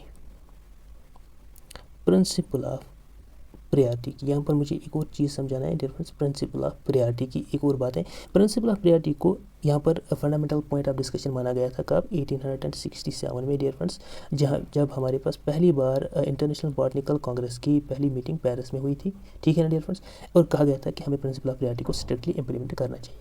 और अब अगर देख लीजिएगा डियर फ्रेंड्स, 1867 में यहाँ पर हमारे पास पहली मीटिंग हुई, प्रिंसिपल ऑफ प्रायोरिटी को यहाँ पर कहा गया कि प्रॉपरली इम्प्लीमेंट कर लीजिएगा। अब यहाँ पर देख लीजिएगा डियर फ्रेंड्स, यहाँ पर हमारे पास एक और पॉइंट यहाँ पर बनता है कि अब प्रिंसिपल ऑफ प्रायोरिटी को अगर हम इम्प्लीमेंट करेंगे, ठीक है, किसी भी स्पीशीज़ ए हम अगर हमारे पास है, तो यहाँ पर अगर हमारे पास किसी भी साइंटिस्ट ने इस स्पीशीज़ ए के 3 अलग अलग नाम रखे हैं, तो यहाँ पर अगर किसी साइंटिस्ट ने कोई नाम कार्ल लिनेस से पहले रखा होगा, से फॉर एग्जाम्पल 16th सेंचुरी में, ठीक है, क्योंकि हमने देखा था 1753 में क्या कार्ल लिनेस ने बाइनॉमियल सिस्टम ऑफ नॉमेनक्लेचर को दिया था। ठीक है ना, अगर किसी भी साइंटिस्ट ने इस स्पीशीज़ का नाम कार्ल लिनेस से पहले रखा था, क्योंकि वो तब हम कौन से नाम रखते थे देखो, तब हम पॉलिनॉमियल रखते थे, यानी कि मल्टीपल नेम्स रखते थे एक स्पीशीज़ के। तो अब हमें इस यहाँ पर क्या करना चाहिए, क्या हमें इस जो कि प्रिंसिपल ऑफ प्रायोरिटी के अकॉर्डिंग जिस टैक्सोनॉमिस्ट ने किसी भी स्पीशीज़ का सबसे पहले नाम दिया होगा, तो उसी नाम को हमें क्या करना है, उस स्पीशीज़ के लिए कंसिडर करना पड़ेगा। तो अब यहाँ पर क्या हुआ, अब यहाँ पर बाइनॉमियल सिस्टम ऑफ नॉमेनक्लेचर के ऊपर एक ज़ोरदार आप मान लीजिएगा चमाट आ गया, क्योंकि यहाँ पर हमारे पास क्या था, यहाँ पर हमारे पास जो भी बाइनॉमियल सिस्टम ऑफ नॉमेनक्लेचर को डेवलप करने से पहले जितने भी स्पीशीज़ के नाम रखे जाते थे वो क्या हुआ करते थे, दैट वर पॉलिनॉमियल्स। और अब हमारे पास कार्ल लिनेस ने कहा कि नहीं, पॉलिनॉमियल्स अब हमें स्पीशीज़ के लिए ज़रूरत नहीं है कि हम स्पीशीज़ को पॉलिनॉमियल्स से पुकारें, हम क्या करेंगे, हम बाइनॉमियल सिस्टम ऑफ नॉमेनक्लेचर को फॉलो करेंगे। क्योंकि जब प्रिंसिपल ऑफ प्रायोरिटी को जब डिस्कस किया गया था 1867 में, तो यहाँ पर हमारे पास ये भी एक पॉइंट आया था कि अब प्रिंसिपल ऑफ प्रायोरिटी को कहाँ से इंप्लीमेंट करना है, किस डेट से हमारे पास प्रिंसिपल ऑफ प्रायोरिटी को माना है। तो यहाँ पर कहा गया था कि जब से स्पीशीज़ प्लांटेरियम 1753 में जब स्पीशीज़ प्लांटेरियम किसने इंट्रोड्यूस की थी, कार्ल लिनेस, क्योंकि यहीं पर इसने बाइनॉमियल सिस्टम ऑफ नॉमेनक्लेचर को स्पीशीज़ प्लांटेरियम में ही क्या किया था, इंट्रोड्यूस किया था। ठीक है ना डिफरेंट, स्पीशीज़ प्लांटेरियम में। तो कहा गया क्या, नहीं ऐसा नहीं है कि कार्ल लिनेस से पहले जितने भी अगर किसी भी शख्स ने स्पीशीज़ प्लांटेरियम के पब्लिश होने से पहले किसी भी ऐसी स्पीशीज़ का नाम रखा होगा, तो हम उन नामों को क्या करते हैं, एबंडन करते हैं। 1753 से जब से binomial system of nomenclature introduce किया था कार्ल लिनेस ने, तो उससे पहले जितने भी नाम होंगे स्पीशीज़ के लिए, चाहे वो पॉलिनॉमियल्स होंगे, चाहे वो वर्नाक्युलर नेम्स होंगे, तो उन नेम्स को हम क्या करते हैं, अबंडन करते हैं। वो नाम अब नहीं चलेंगे, अब नाम जो भी होगा किसी भी स्पीशीज़ का वो बाइनॉमियल नॉमेनक्लेचर के अकॉर्डिंग ही रहेगा। तो कहा गया था कि आप जो प्रिंसिपल ऑफ प्रायोरिटी का बेस ईयर लोगे वो लोगे आप 1753 से पहले जितने भी नाम, अगर कोई भी किसी भी स्पीशीज़ ने, किसी भी शख्स ने किसी फॉर एग्जाम्पल स्पीशीज़ ए का नाम रखा होगा, तो उस नाम को हम नहीं मानेंगे। से किसी ने 1623 में स्पीशीज़ ए का कुछ नाम रखा होगा, तो इस नाम को नहीं नहीं माना जाएगा, क्योंकि प्रिंसिपल ऑफ प्रियॉरिटी के लिए बेस क्या लिया गया, 1753, ईयर 1753 जब स्पीशीज प्लांटेरियम को पब्लिश किया गया था। ठीक है ना डियर फ्रेंड्स। तो यहाँ पर क्या किया गया था, यहाँ पर कहा गया था कि 1753 से लेकर आप देखोगे कि जिस साइंटिस्ट ने भी स्पीशीज से स्पीशीज ए का पहले नाम रखा होगा तो आप उस स्पीशीज उसी नाम को उस स्पीशीज़ के लिए कंसिडर करोगे। लेकिन यहाँ पर क्या हुआ था डियर फ्रेंड्स, यहाँ पर हुआ था कि उन्होंने कहा था अमेरिकन साइंटिस्ट ने, नहीं ऐसा नहीं है कि अगर हमने किसी भी से फॉर एग्जाम्पल कोई स्पीशीज़ है, ठीक है ना डियर फ्रेंड्स, कोई स्पीशीज़ है तो उसको हमने पहले एक जीनस में रखा, जीनस 1 में रखा था। अब उसको क्या किया गया, हमने उसको जीनस 2 में, यहाँ पर जीनस 1 से उठाया और जीनस 2 में अब रख दिया, क्योंकि हमने देखा था कि ये जीनस 1 से कुछ कैरेक्टर्स इसके नहीं मिलते हैं, तो हमने क्या किया, तो उसको रख दिया जीनस 2 में, क्योंकि यहाँ से ज़्यादा कैरेक्टर जीनस 2 में उससे बनस्बत जीनस 1 के उसके मिल रहे थे। ठीक है ना। तो उन्होंने कहा था कि हाँ ठीक है, यहाँ पर अगर जब हम एक स्पीशीज़ को एक जीनस से दूसरी जीनस में तब्दील करते हैं तो हमें जिस टाइम पर हमने इस स्पीशीज़ को एक जीनस से दूसरी जीनस में तब्दील किया गया तो वही हमें ईयर मानना चाहिए, किसके लिए, प्रिंसिपल ऑफ प्रियॉरिटी के लिए। तो ये इस चीज़ से यहाँ पर डिवेट हो गए। उन्होंने कहा कि नहीं, जिस टाइम हम स्पीशीज़ को या जिस टाइम हम क्या कर रहे हैं,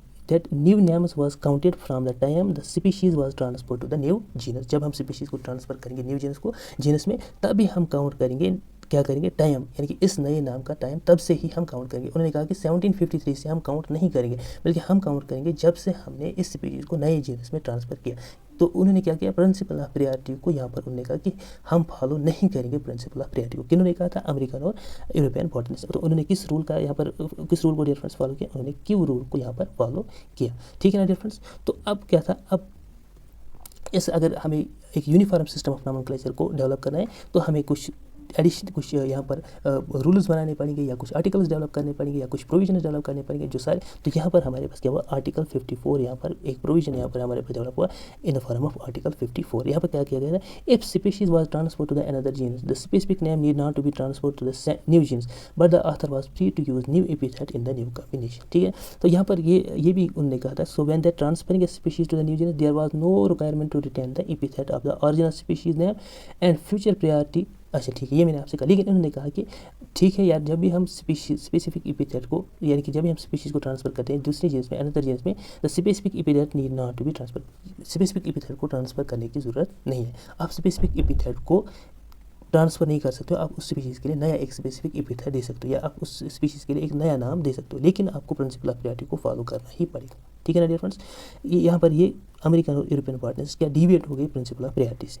तो क्या किया गया था डियर फ्रेंड्स, अच्छा तो यहाँ पर हमारे पास एक और कोड जिसे हम रोचेस्टर कोड के नाम से जानते हैं। ठीक है ना। तो अमेरिकन बॉटनिस्ट ने क्या कहा, अमेरिकन बॉटनिस्ट ने they are not satisfied with this rule, ये इस रूल से सेटिस्फाई नहीं हुई, किस रूल से सेटिस्फाई नहीं थी। ठीक है ना।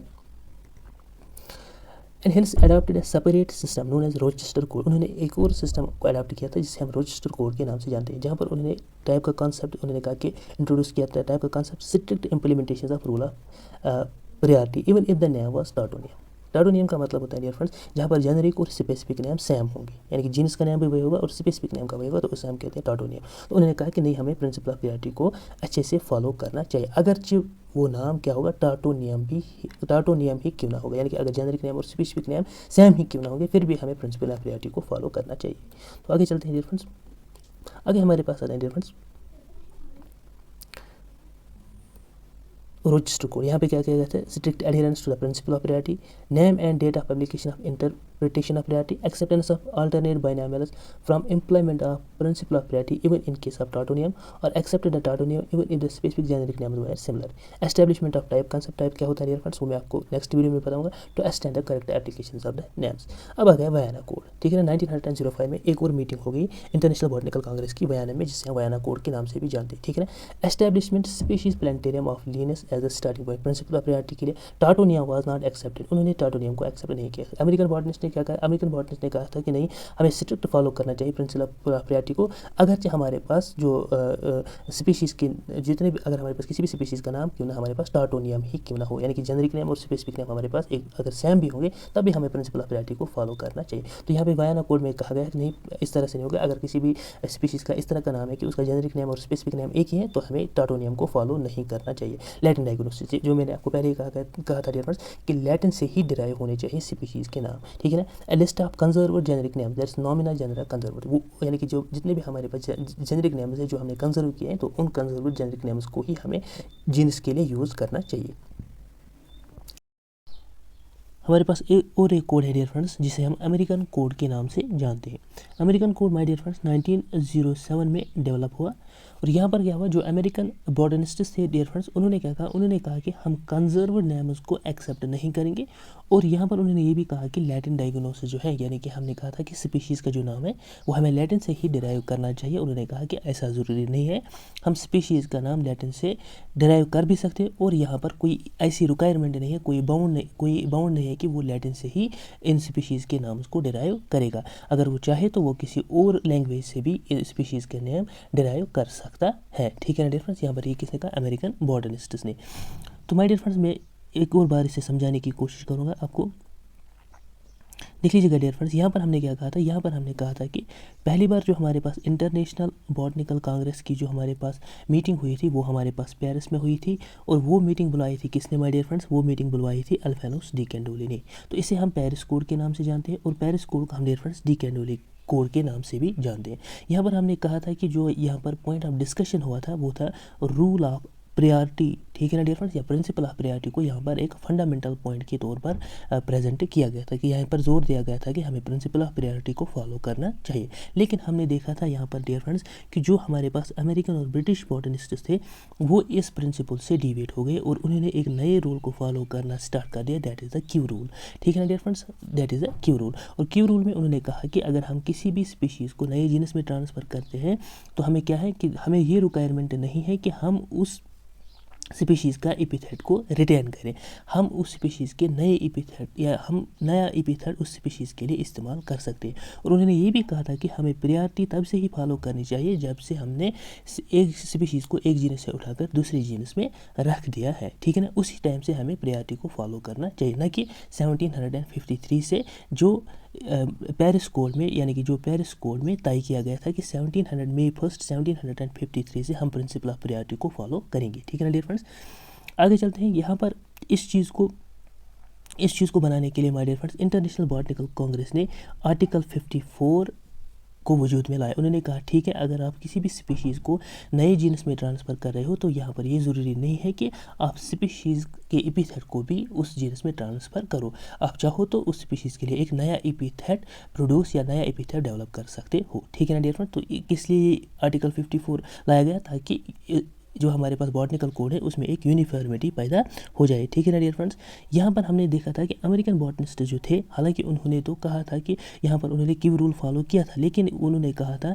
कि हमें यहाँ पर प्रिंसिपल ऑफ प्रायोरिटी को स्ट्रिक्ट फॉलो करना चाहिए। इवन अगर हमारे पास वर्ड कैसा होगा, टाटोनियम भी होगा, यानी कि जो हमारे पास एक स्पीशीज़ का नेम अगर हमारे पास टाटोनियम ही हो क्यों ना हो, तो हमें प्रिंसिपल ऑफ प्रायोरिटी को फिर भी फॉलो करना चाहिए। यानी कि अगर हमारे पास कोई एक ऐसी स्पीशीज़ है जिसका जेनेरिक नेम और स्पेसिफिक नेम दोनों सेम हो, तो उसे हम कहते हैं टाटोनियम। लेकिन उन्होंने कहा कि हाँ, ये चीज़ होनी चाहिए कि हमें प्रिंसिपल ऑफ प्रायोरिटी को फॉलो करना चाहिए। हालांकि हमने यहाँ पर देखा था कि अमेरिकन और ब्रिटिश बॉटनिस्ट जो थे वो यहाँ जो हमारे पास पेरिस कोड था उस पेरिस कोड से वो डिविएट हो गए थे। लेकिन फिर भी अमेरिकन बॉटनिस्ट्स ने कहा कि नहीं, हमें प्रिंसिपल ऑफ प्रायोरिटी को स्ट्रिक्टली फॉलो करना चाहिए। इवन अगर हमारे पास जो हमारे पास स्पीशीज़ का नाम होगा वो अगर टाटोनियम ही क्यों ना हो, फिर भी हमें प्रिंसिपल ऑफ प्रायोरिटी को फॉलो करना चाहिए। ठीक है ना डियर फ्रेंड्स, आगे चलते हैं। यहाँ पर वही हमने पहला पढ़ा था पेरिस कोड, और सेकंड हमने देखा था डियर फ्रेंड्स कि अमेरिकन बॉटनिस्ट ने क्या कहा था। अमेरिकन बॉटनिस्ट ने कहा था कि हमें प्रिंसिपल ऑफ प्रायोरिटी को फॉलो करना चाहिए, इवन इफ कि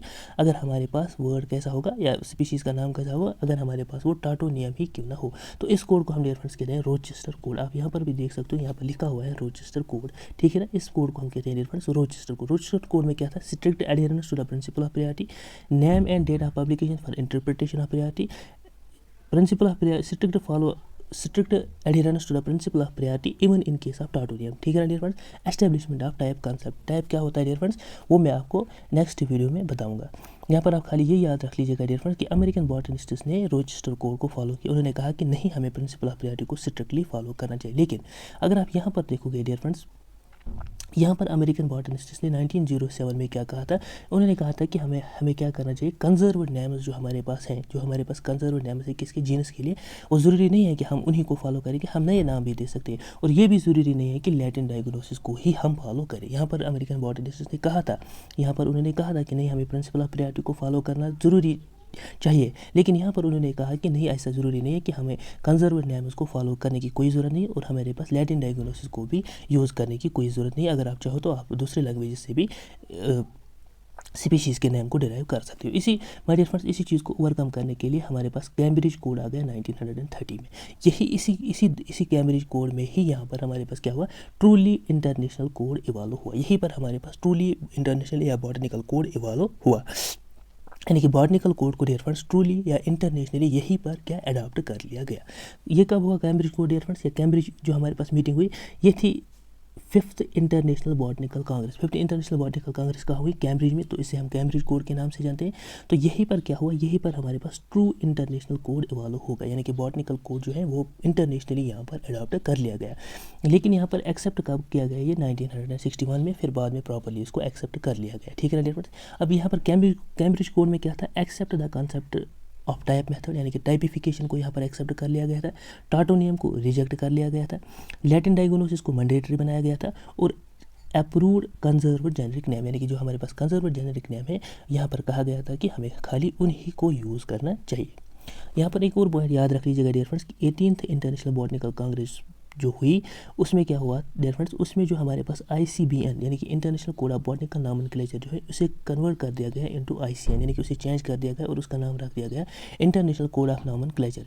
और कहा गया from January 1, 2012 allow English diagnosis और description for making publication valid, यानी कि जनवरी 1, 2012 से इंग्लिश डायग्नोसिस को भी एक्सेप्ट कर लिया गया, यानी कि अब कहा गया था कि आप इंग्लिश लैंग्वेज से भी स्पीशीज़ के नेम को डिराइव कर सकते हो, या इंग्लिश डायग्नोसिस का भी यूज़ कर सकते हो। ठीक है ना डियर फ्रेंड्स। ये कब कहा गया था, 18th इंटरनेशनल बॉटनिकल कांग्रेस की जो मीटिंग हुई थी उसमें कहा गया था। उसमें 2 पॉइंट्स हुए थे डियर फ्रेंड्स, एक कि ICBN का नाम चेंज करके ICN international code of nomenclature for algae, for fungi and for plants रखा गया, और ये भी कहा गया कि अब हम इंग्लिश डायग्नोसिस को भी यूज़ कर सकते हैं। ठीक है ना, फॉर मेकिंग पब्लिकेशन वैलिड।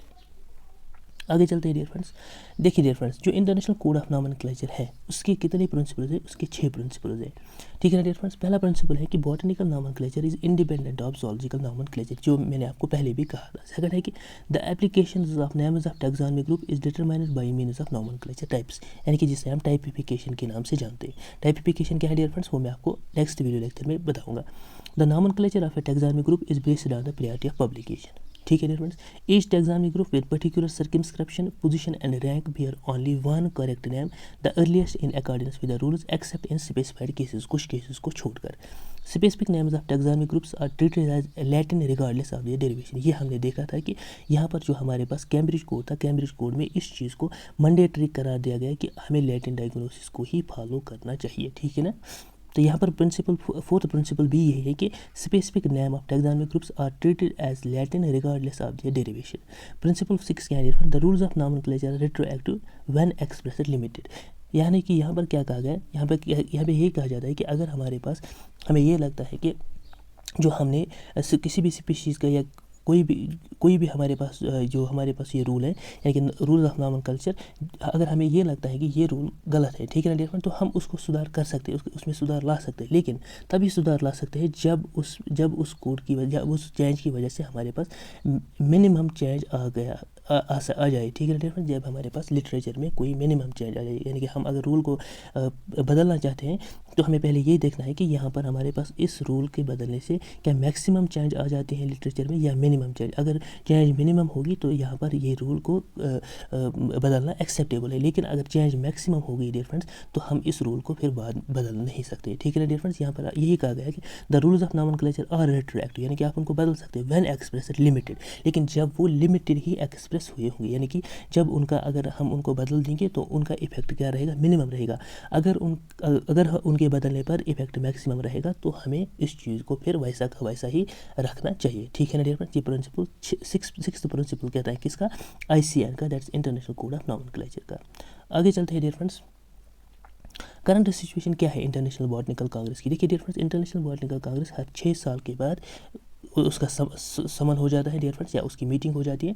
2023 की जो मीटिंग थी वो ब्राज़ील में होनी थी, लेकिन कोविड-19 की वजह से डियर फ्रेंड्स ये मीटिंग कैंसिल आउट हो गई, और अब ये 2024 में मैड्रिड में इस मीटिंग को किया जाएगा। ठीक है ना डियर फ्रेंड्स, यानी कि इंटरनेशनल बॉटनिकल कांग्रेस की जो मीटिंग है अब वो 2024 में हो जाएगी। कहाँ पर? मैड्रिड में डियर फ्रेंड्स। ठीक है ना dear friends, I hope so कि यहाँ तक आपको सारी चीज़ें क्लियर हुई होंगी। डियर फ्रेंड्स, अगर आपको किसी भी चीज़ में डाउट रहता है तो आप मुझसे जाकर कमेंट सेक्शन में पूछ सकते हो। डियर फ्रेंड्स, मिलते हैं नेक्स्ट वीडियो में, जहाँ पर हम क्लासिफिकेशन के बारे में डिस्कस करेंगे। तब तक के लिए गुड बाय।